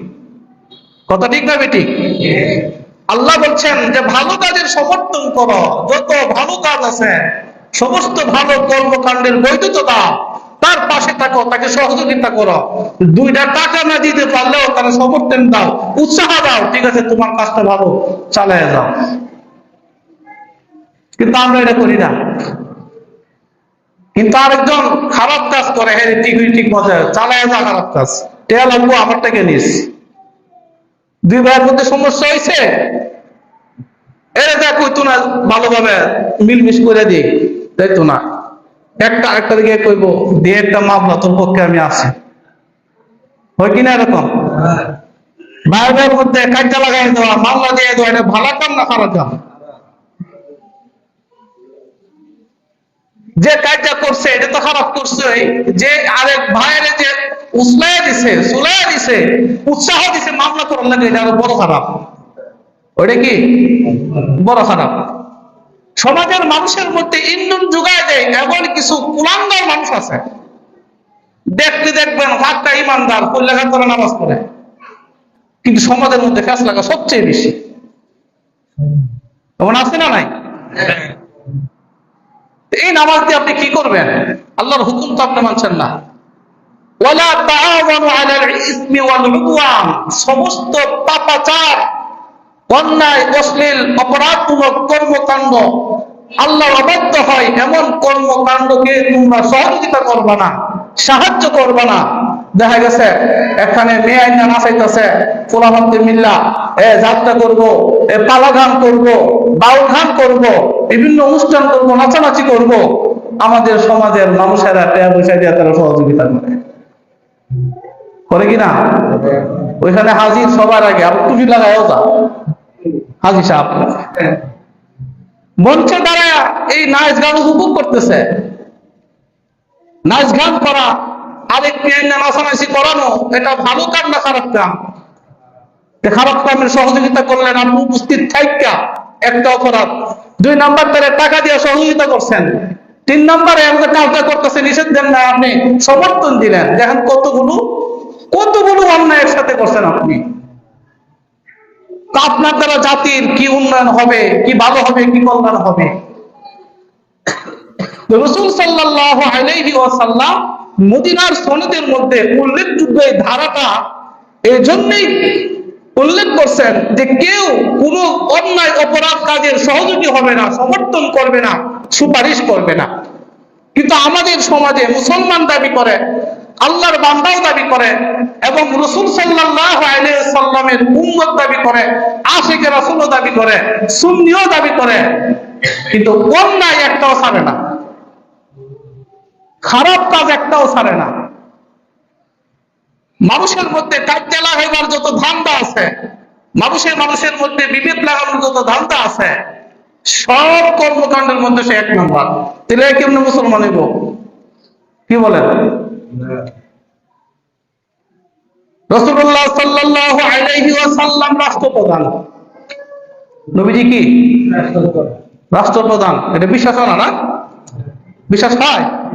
আচ্ছা, নবীজি রাষ্ট্রপ্রধান। আর আমাদের দেশে একটা মেম্বার হইলেই তো বাবারে, তার ভাইয়ের দিকে একটা দাপট থাকে, তার বাপের আরেক দাপট থাকে, কত দাপট। কিন্তু রাসূল রাষ্ট্রপ্রধান, রাসূলের এক আত্মীয় মহিলা চুরি করছে। কি করছে? চুরি করছে। আল্লাহ তাআলা কোরআনুল কারীমে বলছে, আস-সারিকু ওয়াস-সারিকাতু ফাকতাউ আইদিয়াহুমা, চোর যিনি হবে, যে চুরি করবে, সেই চোর যদি পুরুষ করে অথবা মহিলা করে, উভয়ের হাত কেটে দিতে হবে, আল্লাহ তাআলার বিধান। চুরি করলে কি করতে হবে? এখন হাত কাটতে হইব, কদ্দুর চুরি করলে কাটতে হইব, কি কারণে চুরি করলে কাটতে হইব, এটা ব্যাখ্যা আছে। এটা কি আছে? অনেক দূর জুতা চুরি করে লেগে গেছে, যদি হাত কেটে দন যেত না, ব্যাখ্যা আছে। এই চুরির বিধান যখন নাজিল হয়ে গেছে, বিধান নাজিল হওয়ার পরে নবীজি সাল্লাল্লাহু আলাইহি ওয়াসাল্লামের নিকট আত্মীয়া একজন মহিলা সুন্নি, মহিলারা তো স্বাভাবিকভাবে কমই চুরি করে, সমাজে তেমন একটা বাসে না, কিন্তু এখন তো যেহেতু সিসি ক্যামেরা আছে, এখন ধরা খায় এলা। দোকানপাটে গেলে চুরি চারটা করে স্বর্ণ যখন যায়, ওটা গেলে বেগুলো আর মিনিটে বেগুলো আইছি, ধরা খায় না মহিলা সুন্নিরা। মহিলা সুন্নি যখন চুরি করছে, ধরা খায় লাইছে, তারা গ্রেফতার করে হাজতে নিয়ে গেছে। মহিলারা নবীজির আত্মীয়। কার আত্মীয়? নবীজির আত্মীয়। এক তো নবী, সর্বশ্রেষ্ঠ নবী, আর এই দিক দিয়ে হইল রাষ্ট্রের প্রধান, সম্ভ্রান্ত ব্যক্তি। এখন মহিলাদের চুরি করছে, সাহাবায়ে কেরাম নবীজির ইজ্জত সম্মানের চিন্তা করতেছে। আমরাও তো আমাদের নেতারা কেউ যদি সমস্যা করে, আমরা সামসা মার্কা নেতাজি গুলো আছি, সারাক্ষণ ফাউসারি, সর্বনাশ, নেতার অসম্মান হইবে, এটা করিস না, এটা করিস না। মনে হয় কি হয় না? এরকম করে। কিন্তু সাহাবায়ে কেরাম চিন্তা করছে, যে মহিলা চুরি করছে নবীজির আত্মীয়, এখন যদি এই মহিলার হাত কাটালা চুরি করার কারণে নবীজির ইজ্জত যাইব না, নবীজির বংশের মান সম্মান যাইব না। কিন্তু একদিকে কোরআনের বিধান হাত কাটতে হইব, আরেকদিকে নবীর ইজ্জত, এই চিন্তা সাহাবায়ে কেরাম করতেছে। কিন্তু নবীজির কাছে দিয়া যে কইব হুজুর এই বিচারটা করলে হুজুর আমার ইজ্জত যাইব, আমার বংশের ইজ্জত যাইব, এই কথা বলার মতো সাহস কোন সাহাবীর নাই। কথা বুঝতেছেন তো? কোন সাহাবীর নাই। একদিকে আল্লাহর বিধান, সাহাবায়ে কেরাম, নবীজির একজন নাতি আছিল, নবীজির পালক পুত্র যায়েদ ইবনে হারেসা, যায়েদ ইবনে হারেসার এক ছেলে উসামা ইবনে যায়েদ, ছোট্ট মানুষ। এই উসামা ইবনে যায়েদকে তারা সবাই ধইরা কথাবার্তা বলতে বলতে বলছে, উসামা তুমি তো নবীজির কাছে সবসময় যাও, কুলু গিয়ে বসে থাকো, ধারে উঠো, তোমার মাধ্যমে একটা কথা তুমি তোমার নানারে কইবা। জানা না, আপনি যে ওই মহিলার বিচার করবেন, হাত কেটে ফেলাবেন, এতে করে তো আপনার ইজ্জত যাইব, আপনার মান সম্মান নষ্ট হইব। নবীর তো বুঝতে পারছে কি কারণে আইছে। মহাব্বত করে সন্তানকে, নাতিকে মহাব্বত করে, মহাব্বতের জায়গায় যে মাত্র দেখছে আল্লাহর বিধানের বিরুদ্ধে, সে মিষ্টি ভাষায় সুপারিশ করতেছে, নবীজি বুঝে ফেলেছে। নবীজি শোয়া ছিলেন, লাফ দিয়ে দাঁড়ায় গেছে। নবীজি বুঝতে পারছে এটা উসামার কথা না, এই ছোট্ট মানুষের কথা বলতে পারে না, এরা আমার সাহাবীরা শিখাইয়া দিছে। দইরা মসজিদে নববীতে যায় আর সব সাহাবীদেরকে ডাকছেন, সাহাবীরা কে কোথায় আছো চলে আসো। সাহাবীরা নবীজির সামনে উপস্থিত হাজির হয়ে গেছেন। নবীজি সাল্লাল্লাহু আলাইহি ওয়াসাল্লাম রাগে অগ্নিশর্মা হয়ে দুইটা চোখ লাল হয়ে গেছে। সাহাবীদেরকে লক্ষ্য করে বলতেছেন, আতাসফাউ ফি হাদ্দিন মিন হুদুদিল্লাহি তাআলা, এ সাহাবীরা তোমরা কি আল্লাহর বিধানের বিরুদ্ধে একজন মহিলাকে বাঁচানোর জন্য আমার কাছে সুপারিশ করতেছো? এত বড় স্পর্ধ তোমাদের, আল্লাহর বিধানের বিরুদ্ধে তুমি সুপারিশ করবা? আল্লাহ রাসূল সাল্লাল্লাহু আলাইহি ওয়াসাল্লাম দেবতহীন কণ্ঠে সাহাবীদেরকে শাসাইলেন এবং বললেন, ওয়াল্লাহি লাউ আন্না ফাতিমাতা বিনত মুহাম্মাদিন সাল্লাল্লাহু আলাইহি ওয়াসাল্লাম সারাকাত লাকাতাতু ইয়াদাহা, আল্লাহর কসম করে বলতেছি, এই চুরি যদি আমার মেয়ে ফাতেমাও করত, অবশ্যই অবশ্যই আমি তার হাত কেটে দিতাম, অবশ্যই হাত কেটে দিতাম। আর আমার আপনার ফুলা যদি অন্যায় করে, তেহার বস্তাটা লয়ে যায় আগে উহিলের দ্বারা, যেমনি হোক এটা বাঁচাইতে হইব। দর্শন করলে দর্শকের শাস্তি হইব, হত্যা করলে হত্যার শাস্তি হবে। কোরআনের বিধান অনুযায়ী যদি এই আইনগুলো বাস্তবায়ন হইতো, দর্শন হইতো না, হত্যা রাহাতারি হইতো না। যে যেভাবে হত্যা করছে অন্যায়ভাবে তাকে সেভাবে হত্যা করা হবে। কোরআনের আইন যদি বাস্তবায়ন হইতো, ওই যে হাজিরে যেভাবে গুলি দেওয়া মারছে, এই অপরাধীকে ধইরা ঠিক সেভাবে ওই জায়গার মধ্যে গুলি দেওয়া হতো। যেভাবে তারা পিছন থেকে গুলি করছে, মাথার এদিক দিয়া করছে, এদিক দিয়ে ভাগ করছে, এরও ঠিক সেভাবে গুলি করে মারত, যদি কোরআনের আইন বাস্তবায়ন হয়। এই জন্যই তো আধুনিক রাষ্ট্র পরিচালকরা কোরআনের আইন বহু বাস্তবায়ন করতে চায় না, ঘুরায় ফিরায় বাস্তবায়ন করতে চায়, যেন ফাঁক ফুকুর রাখে। কারণ মানব রচিত আইনের মধ্যে ফাঁক ফুকুরটাকে বাঁচার, অন্যায় করে বাঁচার মধ্যে একটা ফাঁক রাখে। কিন্তু আল্লাহর বিধানের মধ্যে কোনো বাঁচার কোনো ফাঁক নাই, ফাঁক ফুকুর নাই। অন্যায় যে যেভাবে করবে শাস্তি তাকে সেভাবেই পেতে হবে। কেউ হত্যাকারী যদি হত্যা করে ইচ্ছাকৃত ভাবে, তার প্রথম শাস্তি হলো তার মৃত্যুদণ্ড। মৃত্যুদণ্ড থেকে বাঁচানোর কোনো অধিকার কোনো বিচারকের নাই। মৃত্যুদণ্ড থেকে বাঁচানোর কোনো অধিকার কোনো বিচারকের নাই। তবে আল্লাহ তাআলা অপশন দিয়ে রাখছেন, হত্যাকাণ্ড যার করছে, যারা হত্যা করছে, নিহত ব্যক্তির আত্মীয় স্বজন যারা আছে, এদের সাথে যদি কোন রকম একটা কম্প্রোমাইজ করা যায়, সমঝোতা করা যায়, আত্মীয় স্বজন যদি বলে আমি কিছু দিয়ত চাই, মুক্তিপণ চাই, তাইলে যদি একটা সূরা হয়, এটা তার সম্মান, তার সমবেদনা আল্লাহ তাআলা দিয়ে রাখছেন।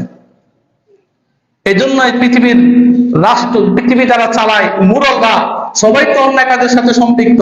আল্লাহর বিধানের বাস্তবায়নের জন্য তাদের কোনো চেষ্টা নাই।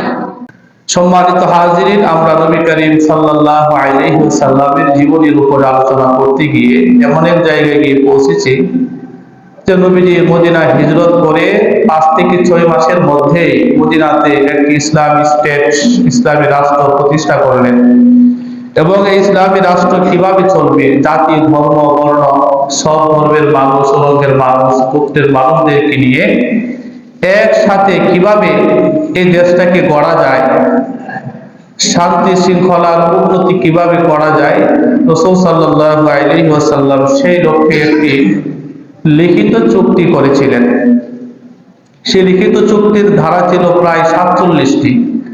আমরা উল্লেখযোগ্য কয়েকটি ধারা আলোচনা করার ইচ্ছা করেছিলাম। গত জুম্মায় আমরা একটি ধারা আলোচনা করেছি, সবগুলো তো বলা সম্ভব না। উল্লেখযোগ্য যে কয়টা ধারা আমাদের জন্য খুবই প্রয়োজন, বর্তমান সময়েও প্রয়োজন, ভবিষ্যতেও প্রয়োজন, এগুলো আমরা আলোচনা করব। আমাদের নিজের ব্যক্তি জীবনেও যদি, সামাজিক জীবনেও যদি আমরা এই ধারাগুলি পালন করতে পারি, আমল করতে পারি, তাহলে ব্যক্তি জীবন, সামাজিক জীবনেও আমরা সুখে শান্তিতে বসবাস করতে পারবো ইনশাআল্লাহ। তবে রাষ্ট্রীয়ভাবে যদি কেউ এই ধারাগুলো পালন করে, এই ধারাগুলো অনুসরণ করে, যেহেতু মুমিনের প্রত্যেকটি কাজ হবে আল্লাহ এবং তার রাসূলের অনুসরণ করা, রাষ্ট্রীয়ভাবেও যদি মদিনার সনদকে যদি কেউ কোনো রাষ্ট্রে অনুসরণ করা হয়, তাহলে ওই রাষ্ট্র ন্যায় ও ইনসাফের রাষ্ট্র হয়ে যাবে। আল্লাহ তাআলা রাসূল সাল্লাল্লাহু আলাইহি ওয়াসাল্লামকে পৃথিবীতে পাঠিয়েছেন এই কারণে যেন ইসলামকে সকল ধর্ম বর্ণের উপরে স্থান করে দেয়, বিজয় লাভ করে। তো নবী সাল্লাল্লাহু আলাইহি ওয়াসাল্লাম সবচেয়ে গুরুত্বপূর্ণ যে বইটি ধারা সংযোজন করেছিলেন, এর মধ্যে একটি ছিল এই যে কেউ কাউকে কোনো অন্যায় কাজের সহযোগিতা করবে না, অন্যায় কাজের জন্য অন্যায় কোনো আবদার করবে না, সুপারিশ করবে না। আমরা এই বিষয়টা আলোচনা করেছি। যদি কেউ অন্যায় কাজের সুপারিশ করে তাহলে আল্লাহ তাআলা তার প্রতি কি হন? অসন্তুষ্ট হন। যেমন আল্লাহ তাআলা কুরআনুল কারীমে বলছেন, ওয়ালা তারকানু ইলাল্লাযীনা যালামু ফাতামাসসাকুমুন নার, যারা কোনো অন্যায় কাজের আশ্রয় দিবে, প্রশ্রয় দিবে, অন্যায় অপরাধের পক্ষে কথা বলবে, সমর্থন দিবে, মৌন সমর্থন হোক, প্রকাশ্যভাবে হোক, অপ্রকাশ্যভাবে হোক, গোপনে হোক, প্রকাশ্যে হোক, যে কোনো ভাবে হোক, কেউ যদি কোনো জুলুমের পক্ষে, জালিমের পক্ষে যদি কেউ কথা বলে, তাহলে আল্লাহ তাআলা বলছেন ফাতামাসসাকুমুন নার, তাহলে তারা জাহান্নামে নিক্ষিপ্ত হবে। কোথায়? জাহান্নামে। জাহান্নামের আগুন তাদেরকে স্পর্শ করবে। ওমা লাকুম মিন দুনিল্লাহি মিন আউলিয়া, এবং আল্লাহ ছাড়া তাদের আর কোনো বন্ধু, সাহায্যকারী পাবে না। চিৎকার করবে, হাহাকার করবে, হাউতাশ করবে জাহান্নামের আগুন থেকে বাঁচার জন্য, তখন কাউকে সাহায্যকারী সে পাবে না।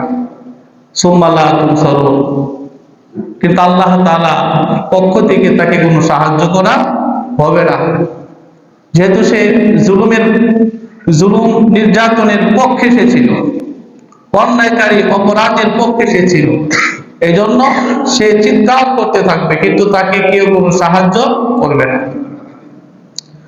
2 নম্বর যে ধারাটা উল্লেখযোগ্য যে ধারাটা ছিল এরকম, এই দেশ, এই রাষ্ট্রে সবাই যার যার ধর্ম পালনে স্বাধীনতা লাভ করবে, প্রত্যেকে প্রত্যেকের ধর্ম পালন করবে, কেউ কারো ধর্ম পালনে হস্তক্ষেপ করবে না। এই ধারাটা ভালো না মন্দ? সবাই একসাথে বসবাস করবে, একসাথে চা খাবে, একসাথে বাজারে যাবে, একসাথে পড়াশোনা করবে, কিন্তু যখনই আযান দেবে মুসলিম তার মসজিদে চলে আসবে। মুসলমান কোথায় চলে আসবে? মসজিদে চলে আসবে। অমুসলিম যারা, তার যদি কোনো উপাসনা থাকে, পূজা থাকে, সে তার পূজায় চলে যাবে। অমুসলিম যেমন একজন মুসলিমের উপাসনা, ইবাদত, বন্দেগীতে কোনো বাধা দিতে পারবে না, ঠিক তদ্রূপ একজন মুসলিমও তার পূজা অর্চনা করতে বাধা দিতে পারবে না। এই ধারাটি কি বলেন, সুন্দর না? সুন্দর। সবাই যার যার মতো করে যার যার ধর্ম পালন করবে, ধর্ম নিয়ে কোনো ধরনের বাড়াবাড়ি চলবে না। তবে যার যার ধর্ম পালন করতে যদি আক্রান্ত হয়ে যায়, তখন তো তার প্রতিরোধ করতেই হবে।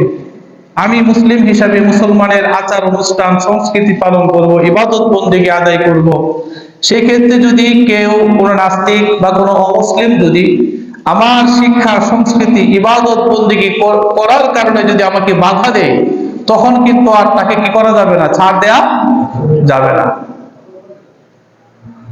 এই যে একটা অসাম্প্রদায়িক দেশ বাস্তবায়নের জন্য নবী করিম সাল্লাল্লাহু আলাইহি ওয়াসাল্লাম এই ধারাটা সংযোজন করেছেন। এটা ছিল রাষ্ট্রের জন্য কল্যাণকর, মানুষের জন্য কল্যাণকর। আজকাল মানুষেরা, সমাজপতি বা রাষ্ট্রপতিরা যদি, রাষ্ট্রপ্রধানরা যদি রাসূল সাল্লাল্লাহু আলাইহি সাল্লামের এই ধারাগুলোকে রাষ্ট্রে বাস্তবায়ন করে, তাহলে ধর্মে ধর্মে কোনো বিভেদ থাকবে না, ধর্মে ধর্মে কোনো মারামারি থাকবে না। আজকাল তো ধর্মকে নিয়ে, ধর্মকে পুঁজি করে মানুষেরা যে যেভাবে পারছে ওইভাবে ধর্মকে ব্যবহার করছে, রাজনৈতিক ভাবে হোক অরাজনৈতিক ভাবে হোক। রাজনৈতিক দৃষ্টিকোণ থেকে যারা ধর্ম বুঝে না, ধর্ম যারা বুঝে না, এরা তাদের রাজনীতির খায়েশ মেটানোর জন্য ধর্মীয় দাঙ্গা সৃষ্টি করে। মূলত ধর্মের কারণে ধর্মীয় দাঙ্গা নয়, সৃষ্টি করে না, মূলত তারা তাদের দুনিয়াবী স্বার্থ, রাজনৈতিক স্বার্থ হাসিলের জন্য তারা ধর্মীয় দাঙ্গা সৃষ্টি করে দেয়। কোনো সময় হিন্দুর উপর আক্রমণ করে, কোনো সময় কোনো অমুসলিমের উপাসনালয়ে গিয়ে আক্রমণ করে। অথচ মদিনার সুন্নাতের ধারা ছিল সবাই নিজ নিজ ধর্ম পালনে কি স্বাধীন, তারা তাদের আঙ্গিনায় ধর্ম পালন করবে, মুসলিমরা মুসলিমদের আঙ্গিনায় ধর্ম পালন করবে। কেউ কারো ধর্ম পালনে কি করতে পারবে না, হস্তক্ষেপ করতে পারবে না, বাধা দিতে পারবে না। আল্লাহ তাআলা কোরআনে বলেন, লা ইকরাহা ফিদ্দীন ক্বাদ তাবায়্যানার রুশদু মিনাল গায়। সাবধান, লা ইকরাহা ফিদ্দীন, ধর্ম নিয়ে তোমরা বাড়াবাড়ি করো না। কোরআনের আয়াত। কে বলছেন বলেন? এদিকে তাকান সবাই, এদিকে তাকান, ঘুমায়েন না। ধর্ম নিয়ে কি করবে না, বাড়াবাড়ি করবে না, নিজ নিজ ধর্ম পালন করবে, নিজের ধর্মের সৌন্দর্য তুলে ধরবে, নিজের ধর্মের ইবাদত বন্দেগী আচার অনুষ্ঠান যা আছে এগুলো সে পালন করবে। কিন্তু আমরা মুসলমান এমন আচার পূজাতে হয়ে গেছি গা, নিজের ধর্মের আচার অনুষ্ঠান আমরা পালন করি না, হিন্দুদের আচার অনুষ্ঠান ধার করে আমরা বিয়ের মধ্যে কামে লাগাই। কি বলেন?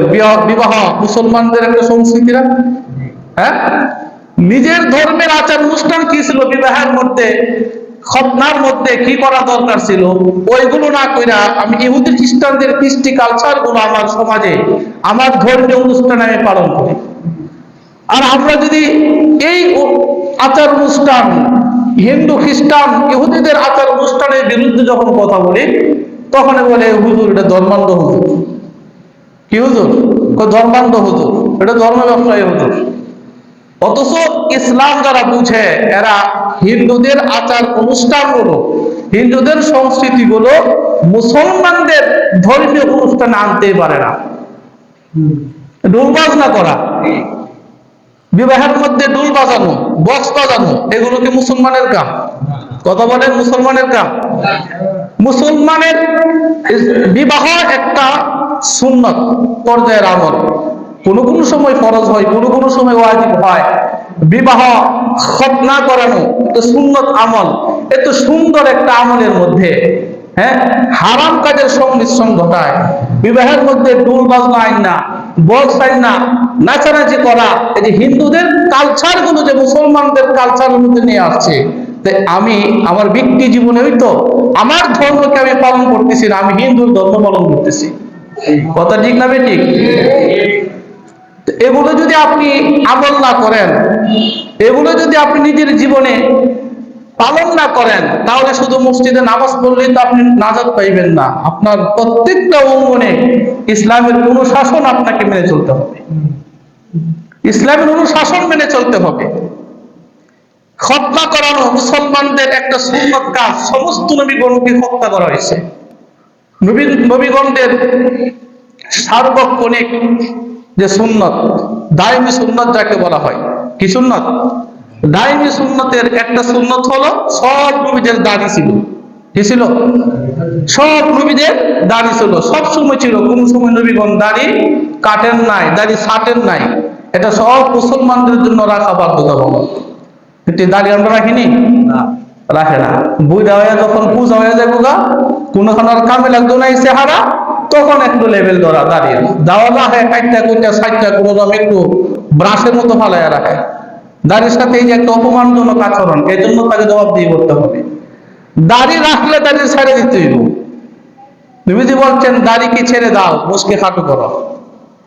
নবীজি কি বলছেন? দাড়ি ছেড়ে দাও, দাড়ি তো ধরা যাবে না, দাড়ি ছেড়ে দাও, দাড়ি বড় হইতে দেখো, মুসকে খাটো করো। আর আমরা শুধু উল্টা, মুসরা হে বড়, দাড়ি রে ছোট। আছে না নাই মুসলা? এমন বড় মুসলা হে, পানি খাইতে গেলে মুসল ধইরা উপরে চুলটা নিয়ে পরে পানিটা খায়। যদি জিগা এইভাবে ধরো কে, মুসের মধ্যে পানি লাগতেই পারে। আর বলিস না, মুসের মধ্যে পানি লাগলে মাকরু, মুসে পানি লাগলে কি মাকরু। অথচ মদ খাইছে এই মুসলাইকে। এই যে আমাদের উল্টা পাল্টা চলাফেরা, সব দিক দিয়ে আমাদের সমস্যা। ব্যক্তি জীবনে কোন ইসলাম আমরা কোন দিক দিয়ে আমরা ইসলাম পালন করি না। নাম কাগজতে কোন রকম মুসলমান হিসেবে নামটা দিয়ে রাখছি। এটাও যদি মুসলমানের ঘরে না হইতাম, আল্লাহ জানে কি অবস্থা হইতো। বাপ মুসলমান থেকে আমি মুসলমান হিসাবে এখনো আছি। যদি আমার বাপ মুসলমান না হইতো, তাহলে আল্লাহ জানতো আমি কোন ধর্ম পালন করতাম। এ কথা তো আমরা কিশোরগঞ্জের ফুজু বাংলা কয়ে লাইছি। মুসলমানের ঘরে ওইসে দিকে আমি মুসলমান, নাইলে আমি মুসলমান না। কিছু কিছু কথা আল্লাহ এসব ধরনের ফালতু মুখের জবান দিয়ে বাইর করে দেয়। এই যে আসলে কি হইল, তো দেখেন, যার যার ধর্ম তার তার অঙ্গনে ধর্ম তার আচার অনুষ্ঠান পালন করবে। হিন্দু আদি সংস্কৃতি, ইহুদি খ্রিস্টানদের সংস্কৃতি, এগুলো আনা যাবে না। হিন্দুদের অনুষ্ঠানে যে যে আচার অনুষ্ঠানগুলো করা হয়, গায়ে হলুদের নামে যে নোংরা সংস্কৃতি বাইরেছে, 3 দিন আগে থেকে পাতলা কাপড় পরায় ছেলেকে মেয়েকে দিয়া, এই যে একটা অপসংস্কৃতি, অশ্লীলতা শুরু হয়েছে। মুরব্বীদের সামনে এইভাবে পাতলা কাপড় পরে পরে নাচানাচি করতেছে, মুরব্বীরা খুব সুন্দর ভাবে দেখতেছে। এরাও কেউ বাধা দেয় না, কেউ বাধা দেয় না, সবাই উৎসাহ দিতেছে। এই গজব, এই ভূমিকম্প আমরা সমাজ আইতো না, আনতে আইবো। কি বলেন? আমাদের খেয়াল রাখতে হবে। মসজিদে আইলে সবাই ঠিক কই জি কই, কিন্তু বাড়ি দিলে ঠিকই এই অনুষ্ঠানগুলো আমার আমরা বলিও হয়। হিন্দুরা এখানে আনে না, এই অনুষ্ঠানগুলো করে না। মুসলমানের অনুষ্ঠানে মুসলমানরাই হিন্দুদের সংস্কৃতি পালন করে, হিন্দুরা আইসা করে দেওয়া যায় না। এগুলো খেয়াল রাখতে হবে। যে আল্লাহ রাসূল বলছেন যে ধর্ম নিয়ে কোনো কি করা যাবে না, বাড়াবাড়ি করা যাবে না। লাকুম দীনুকুম ওয়ালিয়া দীন, তোমরা তোমাদের ধর্মের ব্যাপারে স্বাধীন, আমরাও আমাদের ধর্মের ব্যাপারে কি স্বাধীন। প্রত্যেকে নিজ নিজ ধর্ম পালন করবে। এটা ছিল আমি যে 5টা ধারার কথা বলছিলাম, এর মধ্যে 2টা ধারা বললাম। রাষ্ট্রীয় পর্যায়ে যদি এই যে আইনটা করা হয়, তাহলে ধর্মে ধর্মে যে বিভেদ মারামারি, এটা আর থাকবে থাকবে না। 3 নম্বর উল্লেখযোগ্য যে ধারা, সেটা হলো এই মদিনার কোন নাগরিক, মদিনা রাষ্ট্রের কোন, বলেন না, কোন নাগরিক, মদিনা রাষ্ট্রের কোন জনগণ, মুসলিম অমুসলিম ইহুদি মুশরিক যারা আছে সবাই, মদিনা রাষ্ট্রের কোন নাগরিক ভিন দেশের সাথে, অন্য কোন দেশের সাথে গোপনে কোনো চুক্তি করতে পারবে না। মুসলমান হোক অমুসলমান হোক, মদিনা রাষ্ট্রে যারা বসবাস করবে, এই মদিনা রাষ্ট্রের কোন নাগরিক অন্য কোন দেশের সাথে কোনো বিষয়ে ব্যক্তিগতভাবে বা দলগতভাবে বা জাতিগতভাবে গোত্রগতভাবে কোনো গোপন চুক্তি সে করতে পারবে না। কোন চুক্তি সে করতে পারবে না, ভালো চুক্তি হোক মন্দ চুক্তি হোক। দেশকে ক্ষতি করার কোন চুক্তি তো করতেই পারবে না। বলুন তো এই ধারাটা ভালো না মন্দ? আমরা যে সমাজে বসবাস করি এই সমাজটাকে আপাতত একটা রাষ্ট্র মনে করেন। এই সমাজবদ্ধ আমাদের যে জীবন ব্যবস্থা, কোন একটা সমাজের অন্য কোন সমাজের সাথে যদি আমাদের যে কোনো কারণে দ্বন্দ্ব হয়, তখন আমাদের এই সমাজের লোকেরা একসাথে বৈশা যদি বলে আমরা একসাথে মিলে এই সিদ্ধান্ত উপনীত হয়েছি আমাদের এই গ্রামের আমাদের এই সমাজের ক্ষতি হয়, এমন কোনো কাজ করা যাবে না। এবং আমাদের এখানের সংবাদ আদান প্রদান আমাদের সমাজের ক্ষতি হবে, দেশের ক্ষতি হবে, এমন কোনো চুক্তি অন্য কোনো এলাকার মানুষের সাথে করা যাবে না। এটা কি আমাদের গ্রামের স্বার্থে করা হয়েছে না স্বার্থ বিরোধী করা হয়েছে? গ্রামের স্বার্থে। তো রাসূলুল্লাহ সাল্লাল্লাহু আলাইহি ওয়াসাল্লাম মদিনা রাষ্ট্রটাকে সুন্দর সুশৃঙ্খল ভাবে পরিচালনার জন্য, তার অর্থনৈতিক উন্নতির জন্য, সব দিকের উন্নতির জন্য এই ধারা চালু করলেন যে মদিনা রাষ্ট্রের কোন নাগরিক ভিন দেশের কারোর সাথে কোনো গোপন চুক্তিতে আবদ্ধ হতে পারবে না, নিজ দেশের সম্পদ চুরি করে অপর দেশে পাচার করা যাবে না। এখন যদি আপনি এই দেশের নাগরিক হন, আপনি কি করবেন? নিজের দেশের সম্পদ চুরি করে আরেক দেশে পাচার করা যাবে? কিন্তু আমাদের দেশে তো হচ্ছে না? হচ্ছে। আমাদের দেশের সম্পদ চুরি কইরা কোটি কোটি টাকা লুটপাট কইরা কানাডায় আমেরিকায় বাসাবাড়ি করছে কি করছে না? যদি এই ধারাগুলো পালন করা হয় তাহলে অসাধু রাজনীতিকরা, দুশ্চরিত্র রাজনৈতিকরা নিজ দেশের টাকা নিজ দেশের সম্পদ চুরি কইরা, অর্থ লুটপাট কইরা, দুর্নীতি কইরা বাহির দেশে টাকা পাঠানোর কোনো সিস্টেমই থাকতো না। কি বলেন? থাকতো না। আমাদের দেশ স্বাধীন হয়েছে 55 বছর হয়ে গেছে। কিন্তু এই 55 বছরের ভিতরে আমাদের এই দেশের নিজের দেখা উন্নয়নমূলক কোন কর্মকাণ্ড নাই। আমরা স্বাধীনভাবে বা আমাদের দেশটাকে আমাদের নিজের পায়ের নিচে মাটি আছে এরকম ভাইবা আমরা কোনো উন্নতিমূলক কাজে অংশগ্রহণ করতে এখনো পারি নাই, আমরা স্বয়ংসম্পূর্ণ হতে পারি নাই। এখন আমাদের বিদ্যুতের জন্য বাহির দেশ থেকে আমাদের ভিক্ষা করা লাগে কিনা? চীন যদি আমাদেরকে কয়লা না দেয় তাহলে লোডশেডিং শুরু হয়ে যাবে। আমাদের এই দেশের মধ্যে যে এই যে লাইট জ্বলে, বিদ্যুৎ জ্বলে, এগুলো কয়লার মাধ্যমে হয়। কয়লা যত পুরাইবো বিদ্যুৎ তত বাড়বো। এই কয়লাগুলো কিনতে হলে বিদেশ থেকে আনতে হয়, চীন দেশ থেকে কয়লা আনতে হয়। মাঝখানে অনেক লোডশেডিং ছিল না? কি বলেন? ছিল না? বিদ্যুৎ থাকতো না, 1 ঘন্টা থাকলে 3 ঘন্টা থাকতো না। এই যে কয়লা পুরায় গেছে। আমাদের দেশের এই অর্থ লুটপাট করে আমাদের এই দেশটাকে একদম শূন্য করে ফেলছে দুর্নীতিবাজেরা।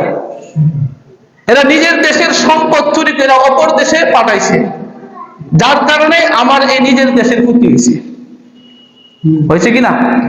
হয়েছে। আমাদের প্রায় 10-12 বছর আগে স্বাধীন হয়েছে ব্রিটিশদের থেকে মালয়েশিয়া, প্রায় 10-12 বছর আগে। এরা দেখেন তো অল্প সময়ের মধ্যে, আমরা হয়েছি 71-এ, বাংলাদেশ স্বাধীন হয়েছে 71-এ, এরা হয়েছে 57-তে, 1957 সালে স্বাধীন হয়েছে। কয় বছরের ব্যবধান? কিন্তু এরা স্বয়ংসম্পূর্ণ, টাকা পয়সার অভাব নাই। আমাদের দেশের লক্ষ লক্ষ মানুষ ওই দেশে গিয়ে কাজ করে টাকা পাঠাতেছে দেশে। কথা ঠিক কিনা? এরা এত উন্নত কেন? ওই দেশের মধ্যে দুর্নীতি নাই। ওই দেশে কি নাই? দুর্নীতি নাই। নিজের দেশের সম্পদ বিক্রি করে অপর দেশে পাচার করে না ওই দেশে। এই জন্য ওই দেশটা কি হয়ে গেছে? উন্নতি হয়ে গেছে। আর আমার দেশের মধ্যে যে দুর্নীতি, প্রধানমন্ত্রীর একটা পিএস এর 500 কোটি টাকা থাকে, দেখছেন না এই সম্পদগুলো? আল্লাহ রাব্বুল আলামিন নবী করিম সাল্লাল্লাহু আলাইহি ওয়াসাল্লামের মাধ্যমে মদিনা রাষ্ট্রটাকে একটা আদর্শ রাষ্ট্রে রূপান্তরিত করার জন্য যে ফর্মুলা দিয়ে দিলেন, আল্লাহ রাসূল কোরআনের মাধ্যমে মদিনা রাষ্ট্রটাকে গঠন করার পরিকল্পনা হাতে নিলেন। মদিনার শরৎ বাস্তবায়ন করবেন, উল্লেখযোগ্য একটা ধারা উল্লেখ করলেন যে মদিনা রাষ্ট্রের যারা নাগরিক, যারা বসবাস করবে, হিন্দু, বৌদ্ধ, খ্রিস্টান, ইহুদি, মুসলমান, মুশরিক যারা আছে, সব জাত পাতের মানুষ, ধর্ম বর্ণের মানুষ, সমস্ত নাগরিক এই চুক্তি করবে।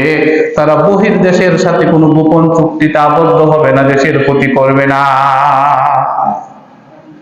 দেশের কোনো ক্ষতি হোক এমন কোনো কাজ তারা করবে না। সবাই মিলে যদি চিন্তা করে দেশের ক্ষতি হবে এমন কাজ আমি করব না, তাহলে দেশের ক্ষতি হবে?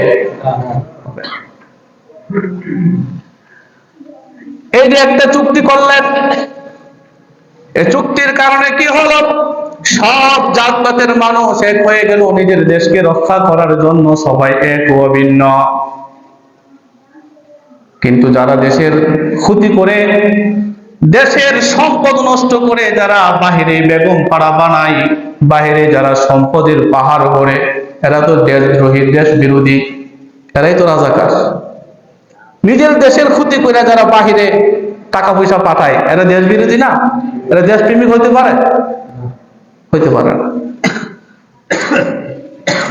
রাসূলুল্লাহ সাল্লাল্লাহু আলাইহি ওয়াসাল্লাম এই ধারাটা উল্লেখ করে মদিনা রাষ্ট্রটাকে সুন্দর, সুশৃঙ্খল একটা স্বয়ংসম্পূর্ণ রাষ্ট্রে পরিণত করার পরিকল্পনা হাতে নিয়েছিলেন। আমার ভাইয়েরা, এই যে বাংলাদেশেও যদি এই ধারা বাস্তবায়ন হইতো আর নজরদারি থাকতো, বাংলাদেশটাও স্বয়ং সম্পূর্ণ বাংলাদেশে রূপান্তরিত হয়ে যাইতো। ঠিক কিনা বলেন? বাংলাদেশটা বর্তমানে টিকে আছে কিভাবে? বাংলাদেশের টাকা পয়সা কিছুই তো নাই, সব তো ভাড়া দিছে ওইদিকে। যতটুকুই টিকে আছে এগুলো সব প্রবাসীদের টাকার কারণে। এরা রুজি রোজগার করে দেশও পাঠাইতেছে, ওই টাকা পয়সাটা দিয়া কোন রকমে বাংলাদেশ টিকে আছে। এটাই বাস্তবতা, আমরা মানেন আর না মানেন। কিন্তু আমরা অকৃতজ্ঞ জাতি, অকৃতজ্ঞ জাতি, আমরা মতো অকৃতজ্ঞ নিমক হারাম আর কোথাও আপনি পাইবেন না। আপনি জরিপ করে দেখেন, যারা দেশ বিক্রি করে দেয়, দেশের অর্থ সম্পদ লুপাট করে বাহিরে বেগম পাড়া বানায়, যারা খুন করে, সন্ত্রাস করে, চাঁদাবাজি করে, লুটতরাজ করে, আমরা তাদের পিছনে বেশি বেশি দৌড়াই। বাস্তবতা আছে না নাই? সবাই দৌড়ায়, দেশের স্বার্থে কেউ দৌড়ে না, দেশের স্বার্থে কেউ কাজ করতে চায় না। ইসলামের এই ধারাগুলো, মদিনার সুন্নতের এই ধারাগুলো দেশের স্বার্থে, ধর্মের স্বার্থে, মানুষের স্বার্থে, জনকল্যাণের স্বার্থে আল্লাহ রাসূল মদিনার সুন্নতে এগুলো উল্লেখ করছেন। সুবহানাল্লাহ। আল্লাহ তাআলা কুরআনুল কারীমে আয়াত নাযিল করে জানায় দিলেন, কোন ধরনের গোপন চুক্তি করা যাবে না, মুসলমানদের বিরুদ্ধেও গোপন চুক্তি করা যাবে না, নিজের দেশের বিরুদ্ধেও কোন ধরনের গোপন চুক্তি করা যাবে না। আল্লাহ তাআলা আয়াত নাযিল করলেন, ইয়া আইয়ুহাল্লাযীনা আমানু ইযা তানাজাইতুম ফালা তাতানাজাউ বিল ইসমি ওয়াল উদওয়ান ওয়া মাসিয়াতির রাসূল। আল্লাহ তাআলা বলছেন, হে ঈমানদারেরা, সময় যা তানাজাইতুম, যখন তোমরা কোনো পরামর্শ করো, যখন তোমরা কোনো পরামর্শ সভা করো, ফালা তাতানাজাউ বিল ইসমি ওয়াল উদওয়ান ওয়া মাসিয়াতির রাসূল, এমন কোন পরামর্শ করবা না যে পরামর্শটা হয় খারাপ কাজের পক্ষে, অপরাধ কাজের পক্ষে যে পরামর্শ হয় এমন কোন পরামর্শ তোমরা করবে না। কোন খারাপ কাজ করে চিন্তা করার জন্য আলাদাভাবে চলে যাইও না। কোন জায়গার মধ্যে গিয়ে আজকা চুরিটা করতে পারবাম, কয়েকজন মিলে পরামর্শ করি, এমন কোন পরামর্শ করা যাবে না। কারে আজকে হত্যা করা যাবে এই পরামর্শ করা যাবে না।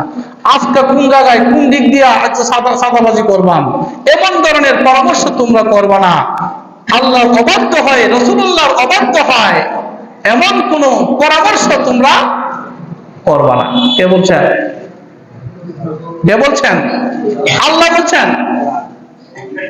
আল্লাহ রাসূলের অবাধ্য হয় এমন কোন পরামর্শ করবা না।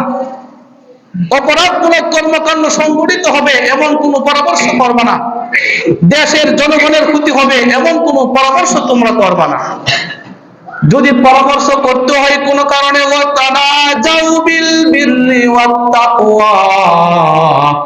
দেশের কল্যাণে, মানুষের কল্যাণে, ইমানদারদের কল্যাণে, তাকওয়ার ব্যাপারে যত ধরনের পরামর্শ আছে তোমরা পরামর্শ করো। বলেন সুবহানাল্লাহ।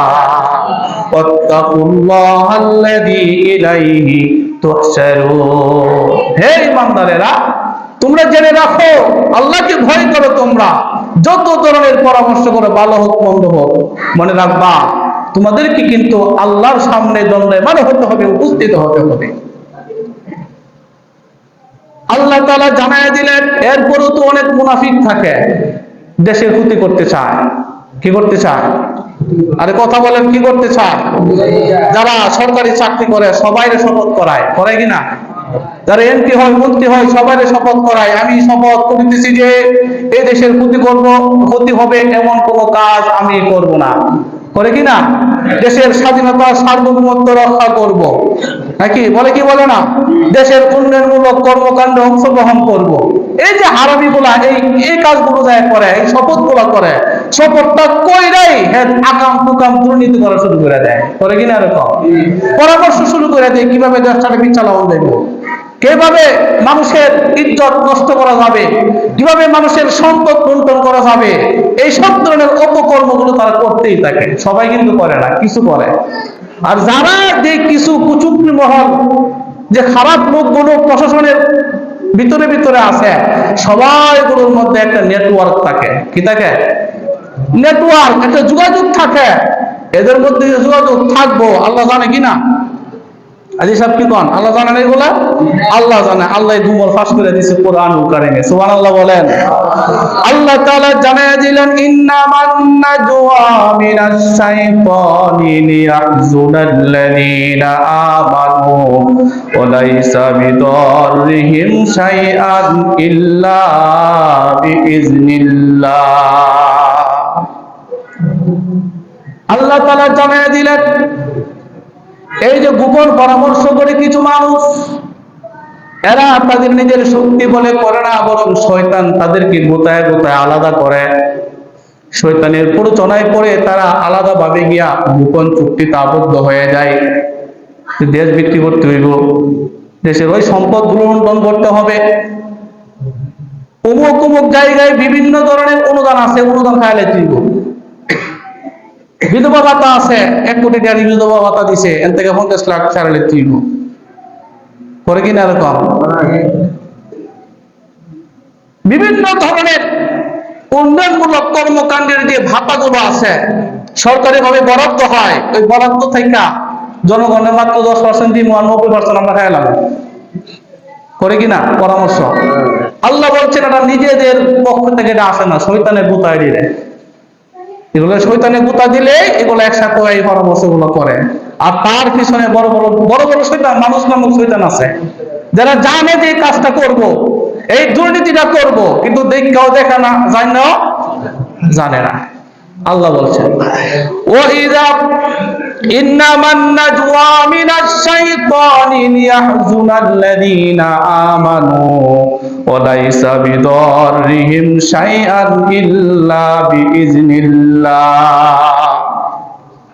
ও পয়গম্বর, মদিনাতে এমন অনেক নাগরিক আছে যারা আপনার এই চুক্তিবদ্ধ নাগরিক হওয়ার কারণেও তারা গোপনে বৈঠক করবে এই দেশকে ধ্বংস করার জন্য। মদিনা রাষ্ট্রের মধ্যে কি কথাবার্তা হয় এগুলো তারা চালান করে দিবে বহির্বিশ্বে। মদিনার ক্ষতি হবে, মদিনার মানুষের ক্ষতি হবে, রাষ্ট্রের ক্ষতি হবে, রাষ্ট্রীয় সম্পদ নষ্ট হবে। এই কারণে তারা চুক্তিবদ্ধ হয়েছে, পরামর্শ করে, শয়তানের প্ররোচনায় পড়ে তারা মুসলমানদের বিরুদ্ধে অবস্থান নেয়।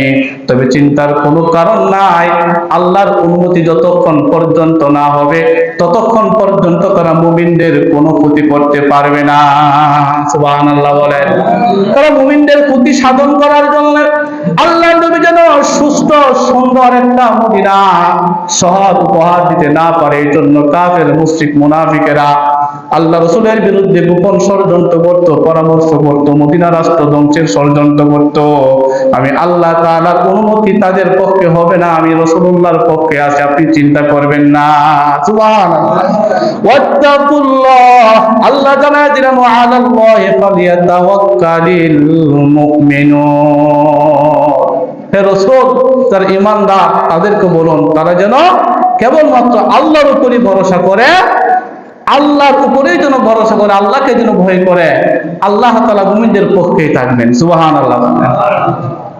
তাহলে মদিনা রাষ্ট্রের শান্তি শৃঙ্খলা বজায় রাখার জন্য একটা চুক্তি হলো, এই মদিনা রাষ্ট্রের যারা নাগরিক তারা বহির্দেশের সাথে কোনো গোপন চুক্তিতে কি হতে পারবে না, আবদ্ধ হতে পারবে না। এই দেশ রক্ষার স্বার্থে সবাই এক থাকবে। 4 নম্বর যে ধারা, মদিনার রাষ্ট্রটাকে যেহেতু হিন্দু, বৌদ্ধ, খ্রিস্টান, ইহুদি, মুসলিম সবাই একসাথে বসবাস করে, নবীজি ধারা নিয়ে আসলেন যে সকল ধর্ম বর্ণ দলের মানুষ, সকল ধর্ম বর্ণ দলের মানুষ ন্যায় বিচার পাবে, ইনসাফ প্রতিষ্ঠিত হবে প্রত্যেকের বেলায়। একজন মুসলমান বিচারের বেলায় অপরাধ করলে বিচার করতে গেলে সে যতটুকু বিচারের সহায়তা পাবে, একজন ইহুদি ততটুকুই পাবে, একজন খ্রিস্টান ততটুকুই পাবে, একজন অমুসলিম মুশরিক ততটুকুই পাবে, বরং মুসলিম বলে সে আলাদা কোনো প্রায়োরিটি পাবে না। সুবহানাল্লাহ বলে। সবার ক্ষেত্রে ইনসাফ কায়েম করবে। কি কায়েম করবে বলেন? ইনসাফ, ন্যায় বিচার। আজকে ন্যায় বিচার নাই আমাদের দেশে, আছে? নাই, ন্যায় বিচার নাই। আমাদের দেশের বিচার ব্যবস্থা এমন, যারা এই বিচার ব্যবস্থার নিয়ম নীতি সংবিধানে প্রণয়ন করছে, এরা কিছু ফাঁক ফোকর রাখছে যেন বিচার করার পরে নিজে বাঁচতে পারে। কারণ এই বিচারগুলো, এই সংবিধানের নীতিগুলো, ধারাগুলো তো তারা নিজেরা বানায়, সংসদে গিয়ে তারা নিজেরা আলোচনা কইরা এগুলো করে। গতকালকে জনাব তারেক রহমানের একটা বক্তব্য আপনারা সারা দেশে এটা প্রচার হয়েছে, আপনারা শুনছেন। আপনারা কি শুনছেন, কতটুকু শুনছেন জানি না, কিন্তু আমি খুব আজকে বলার মতো একটা বিষয় আমি শুনছি এবং খুব প্রশংসনীয় একটা বক্তব্য উনি দিচ্ছেন। যদি এই নীতিতে থাকতে পারে এই দেশ উন্নত হবে, এই দেশের শান্তি শৃঙ্খলার উন্নতি হবে, যদি এই নীতিতে থাকতে পারে। উনি বলছেন যে আমরা নবী করিম সাল্লাল্লাহু আলাইহি ওয়াসাল্লামের ন্যায় পরায়ণতার ভিত্তিতে এই দেশ পরিচালনা করার চেষ্টা করব। এই কথাটা শুনছেন কেউ? দেখেন কত সুন্দর কথা না? নবী করিম সাল্লাল্লাহু আলাইহি ওয়াসাল্লামের ন্যায় পরায়ণতার ভিত্তিতে এই দেশটাকে গড়ার চেষ্টা করবে। এই একটা ধারা আল্লাহ রাসূল মদিনার সুন্নাতে উল্লেখ করছেন। সব ক্ষেত্রে ন্যায় পরায়ণতা, ইনসাফ ভিত্তিক একটা রাষ্ট্র হবে এই মদিনা রাষ্ট্র। সুবহানাল্লাহ বলেন। বড় লোকের ছেলে বিচার পাইবো, গরিবের ছেলে বিচার পাইবো না, এরকম না। বড় লোকের ছেলে বিচার যতটুকু পাবে, গরিবের ছেলে ততটুকুই পাবে। এমন হবে না যে একটা গরিব পোলা কাউকে ধর্ষণ করছে, এরা নিয়ে ফাঁসি দিয়ে দিব, আবার বড় লোকের পোলা ধর্ষণ করছে, টাকার জোরে বাচ্চায় মরবো। এমন হয় কিনা? আমাদের দেশে হয় কিনা? কেন হয়? এই যে ইনসাফ নাই। কি নাই? ইনসাফ নাই। এটা রাষ্ট্র থেকে নিয়ে সামাজিক পর্যায় পর্যন্ত সমাজের একটু টাকাওয়ালা মানুষ একটা অপরাধ করুক, কেউ কিচ্ছু বলবে না। আর টাকা নাই, পয়সা নাই, দিন আনে দিন খায়, একটু অপরাধ করুক সবাই মিলে তার উপরে ঝাঁপায় পড়ে, তোরে তো বড় সাহস করে কিনা? তাহলে রাষ্ট্রের উচ্চ পর্যায় পর্যন্ত ন্যায় বিচার, ইনসাফ নাই। একদম নিম্ন স্তর সামাজিক পর্যায় পর্যন্ত কি নাই? ইনসাফ নাই। আল্লাহ রাসূল বলছেন সব জায়গায় সর্বক্ষেত্রে আমি ইনসাফ কায়েম করব, ইনসাফ প্রতিষ্ঠা করব। এই মদিনা রাষ্ট্রের উন্নতির জন্য, শান্তি শৃঙ্খলা বজায় রাখার জন্য সবাই সমান সুযোগ সুবিধা পাবে, ইনসাফের রাষ্ট্র আমি কায়েম করব। সুবহানাল্লাহ। রাসূলুল্লাহ সাল্লাল্লাহু আলাইহি ওয়াসাল্লাম এই যে একটা ধারা মদিনার সনদে উল্লেখ করলেন, নিজের থেকে উল্লেখ করেন নাই, বরং আল্লাহ রাব্বুল আলামিন কুরআনুল কারীমে ইনসাফ ভিত্তিক সমাজ ব্যবস্থা কায়েমের জন্য আয়াত নাজিল করেছেন। সুবহানাল্লাহ বলেন। আল্লাহ তাআলা বলেন, ওয়া ইযা হাকামতুম বাইনান নাসি আন তাহকুমু বিল আদল। হে ইমানদারেরা, যখন তোমরা বিচার করবা, যখন তোমরা সালিশ বৈঠক করবা, যে কোনো পর্যায়ে বিচার হোক, এই বিচার যখন করবা তখন তোমরা ন্যায় এবং ইনসাফের সহিত বিচার করো, ন্যায় পরায়ণতার সহিত, ন্যায় নিষ্ঠতার সহিত তোমরা বিচার কার্য সম্পন্ন করো। সব পর্যায়ে বিচার খালি পড়ে গেলে বিচার হয় না, বিচার ঘরের মধ্যেও হয়, হয় কি না? নিজের পরিবারও বিচার হয়, সমাজেও বিচার হয়, পারিবারিক ভাবেও বিচার হয়। তাহলে পড়ে গিয়ে উকিলরা বিচার করলে বিচার হয় না, নিজের ব্যক্তি জীবনেও বিচার হয়। ব্যক্তি জীবনে কি হয়? আপনি যদি সঠিকভাবে টাইম মতো না ঘুমান, শরীরের এই শাস্তি দিতেছেন। একটা সুস্থ সফল মানুষের জন্য ঘুমের টাইম, কথার কথা বলেন 6 ঘন্টা, 5 ঘন্টা ঘুমাইলেন, শরীরের উপর আপনার বিচার করলেন। তারপরে বিচার নিজের ব্যক্তি জীবনেও আছে, শরীরের উপরেও আছে। এই বিচার কাজ নিজের ব্যক্তি জীবন থেকে নিয়ে পরিবারে, সংসারে, সমাজে সব জায়গায় বিচার হয়। সমাজের সালিসান আছে, এরাও যদি বিচার করে তাহলে এখানেও কোনো ধরনের 2 নাম্বারই করা যাবে না।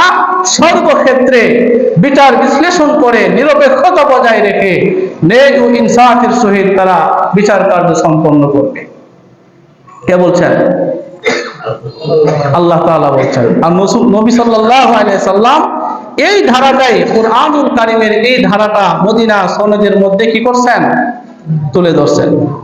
একজন সাহাবী তার এক সন্তানকে একটা উপহার দিচ্ছেন, ভালো মানের একটা উপহার দিচ্ছেন। কথার কথা, একটু জমি মনে করেন লেখা দিলাইছে, অনেক কুলারা আছে না, দেয় মা বাপে দেয় না, আদর করে দিয়ে দেয়, এটা দিয়ে দিলাম, দিছে ভালো একটা উপহার। একজন সাহাবী তার সন্তান, তার এক সন্তানকে কি করছেন? খেয়াল করেন, এই দোষটা আমাদের মধ্যে আছে, খেয়াল করেন। ভালো একটা জিনিস তার এক সন্তানকে দিয়ে দিছে উপহার, খুশিতে, যা তোর দিয়ে দিলাম এটা। এখন এই সাহাবীর স্ত্রী দেখছে তার এক সন্তানকে একটা উপহার দিছে। সাহাবীর স্ত্রী বলতেছে, আপনি যে আমার এই সন্তানটাকে এই জিনিসটা একবারে দিলাইছেন, এটা আমি বিশ্বাস করি না, কারণ একটু পরে আমরা দোহালা বলে যাবেন গা। এমন হয় না? অনেক জামাইরা দেখবেন বিয়ার সময় পরে একটু স্বর্ণ দেয়, 5 ভরি 10 ভরি দেয়, দেখি না? 1 সপ্তাহ পরে ওই সুতাই দিয়ে ব্যবসা করুন, ডালা হয়ে যায় নিয়ে বিচ্ছা কামলা দেয় দেয়, অথচ এই পুরা স্বর্ণের মালিকেরা বউ। এমন করে কিনা? স্ত্রী বলতেছে যে আপনি যে আপনার এই সন্তান থেকে এই মূল্যবান জিনিসটা হাদিয়া দিয়ে দিলেন, একবারে দিছেন, আমি নবীজিকে সাক্ষী না রাখা পর্যন্ত আমি বিশ্বাসই করি না। তার মানে কি বোঝাইলো? নবী সাক্ষী তাহলে লাগবে যে আপনি এই জিনিসটা আমার এই সন্তানকে কি করছেন? দিয়া দিয়েছেন। তাহলে চলো দিয়া দিন, অসুবিধা কি? চলো নবীর দরবারে যাই। ফুল আরে লইয়া, নিজের স্ত্রী লইয়া নবীর দরবারে গেছে। নবীজির কাছে যাওয়ার পরে, হুজুর আপনি সাক্ষী থাকবেন। কিসের সাক্ষী? আমার এই সন্তান থেকে আমি আমার এই মূল্যবান জিনিসটা কি করতেছি? দিতেছি। এই হিসাবে আপনি, আমি তারা একবারে মালিক বানিয়ে দিয়ে দিতেছি, এই জন্য আপনি সাক্ষী থাকবেন।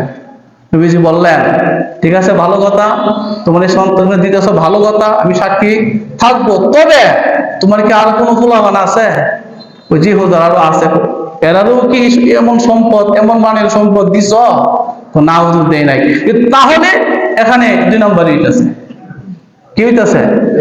এক সন্তানকে তুমি দেয়া দিছো, আরেক সন্তান তুমি দেও নাই, ওই সন্তানের হক নষ্ট করা হইতেছে।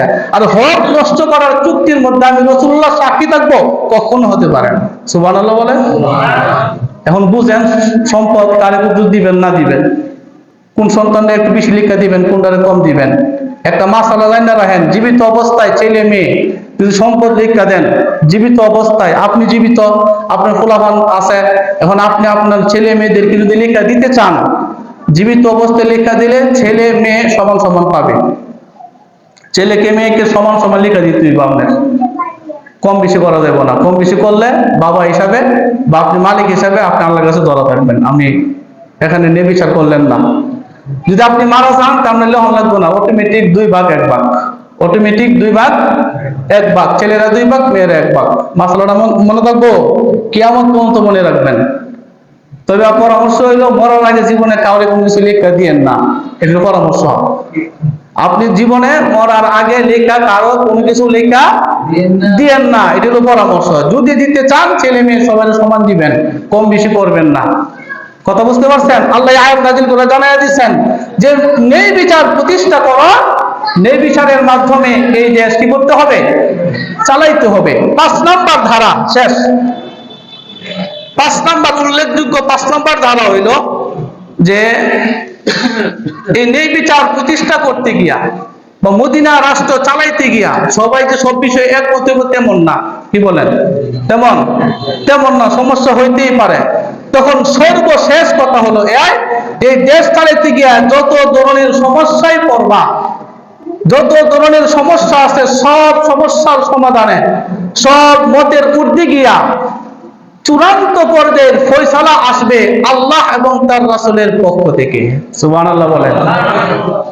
আল্লাহ এবং তার রাসূলের পক্ষ থেকে। এর আগে কিন্তু বলছে তোমার এই স্বাধীনতা, এই কাজ করবা, এই কাজ করবা, কিন্তু সব শেষে সব সমস্যার সমাধান নিরসনের জন্য আল্লাহ এবং তার রাসূলের পক্ষ থেকে যে সিদ্ধান্ত হবে, ওই সিদ্ধান্তে চূড়ান্ত সিদ্ধান্ত বিবেচিত হবে। এর বাহিরে কোনো কথা বা কাজ করা যাবে না। কথা বুঝতে পারছেন? এটা হলো সর্বশেষ। আমি 47টা ধারার মধ্যে বাচ্চা 5টা ধারা বলছি। বাচ্চা যে 5টা ধারা বললাম, এর মধ্যে সর্বশেষ ধারা হলো এই যে সবকিছু দ্বন্দ্বের নিরসন, সমস্যার সমাধান হবে আল্লাহ এবং তার রাসূলের মাধ্যমে, অর্থাৎ কুরআন এবং সুন্নাহর মাধ্যমে। এখানে আমাদের জন্য যে শিক্ষা, আমরা যদি কুরআন এবং সুন্নাহর মাধ্যমে আমরা প্রত্যেকটা বিষয়ের সমাধান খুঁজি, তাহলে সেখানেও শান্তি এবং সুখের একটা অবস্থা পাওয়া যায়। যে মদিনার এই সনদের মাধ্যমে আল্লাহ রাসূল সাল্লাল্লাহু আলাইহি ওয়াসাল্লাম মদিনা রাষ্ট্রটাকে সুন্দর এবং উন্নতির পথে নিয়ে গেছেন, শান্তির পথে নিয়ে গেছেন। এই চুক্তি করার পরে যারা এই চুক্তি মানছে, এদের জীবন হয়েছে পরিকল্পিত সুশৃঙ্খল একটা জীবন। মদিনা রাষ্ট্র হয়েছে সুশৃঙ্খল। সেখানে আর ধর্মে আর কোনো মারামারি ছিল না, ভেদাভেদ ছিল না, সবার মধ্যে একটা সুসম্পর্ক তৈরি হয়েছিল। এত কিছুর ভিতরেও মুনাফিকদের কিছু থাকবেই। কি বলেন? থাকবে না? মুনাফিকরা কি করছে এটা সামনে থেকে আলোচনা করবো ইনশাআল্লাহ। তবে আমরা যে আলোচনাগুলো করলাম নবীজির জীবনের উপরে, আমরা মদিনা সনদের যে কয়েকটি ধারা আলোচনা করলাম, এই ধারাগুলো আমাদের জীবনের জন্য কি ভালো না? আমরা নিজের ব্যক্তি জীবন থেকে নিয়ে রাষ্ট্রীয় পর্যায়ে পর্যন্ত চাই এই ধারা অনুযায়ী সবাই চললে সবাই সবার অধিকার ফিরে পাবে। সবাই সবার কি ফিরে পাবে? অধিকার ফিরে পাবে। সর্বশেষ কথা হলো, আজকের এই জুম্মা 2025 সালের শেষ জুম্মা। 2025 সালের শেষ জুম্মা। হয়তো অনেকে প্রস্তুতি নিতেছে 30শে ডিসেম্বর বা 31শে ডিসেম্বর রাতের বেলা জমকালো অনুষ্ঠান কইরা, নাচানাচি কইরা এই 2025 সালটাকে 2025 সাল বিদায় হইতেছে না, এটা নাচানাচি কইরা, গান অনুষ্ঠান ঠিক মতো কইরা এটা আমরা বিদায় জানাবো, 26 সালটাকে স্বাগত জানাবো। অনেকে এই ধরনের নিয়ত করতেছে না? আপনি দেখেন তো, আমি নাচানাচি তোমার যে কোন সময় করে, এটা ভালো কিছু পাইলেই তো করে নাকি? খুশি কোন সময় হয়? নিজের জীবনের ভালো কিছু অর্জন হইলেই তো খুশি হয় নাকি? পরীক্ষায় পাশ করলেই তো মসজিদে মিষ্টি আসে, হুজুর নিয়ে দোয়া করে, হুজুর পাশ করছে দোয়া করেন আরো যেন ভালো করতে পারে। মসজিদে মিষ্টি দেয়, A+ পাইছে এজন্য আরো ভালো করতে পারে, এই কারণেই তো মিষ্টি দেয় নাকি? আপনি চিন্তা করে দেখেন যে নাচানাচি করে চিন্তা করতেছেন, জমকালো অনুষ্ঠান করে চিন্তা করতেছেন, আপনি 1 বছরের ভিতরে আপনি ওইটা ভালো কাম করছেন, ওইটা খারাপ কাম করছেন। আপনার নিজের জীবনের জন্য কতটুকু আপনি কল্যাণের কাজ করছেন, অমঙ্গলের কাজ করছেন, এই কাজগুলো যে করবেন।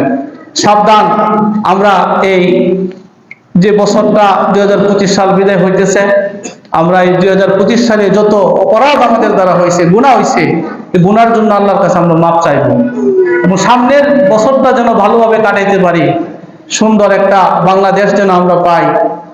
আমরা একদম সুশাসকের একটা অপেক্ষায় আছি। কার অপেক্ষায় আছি?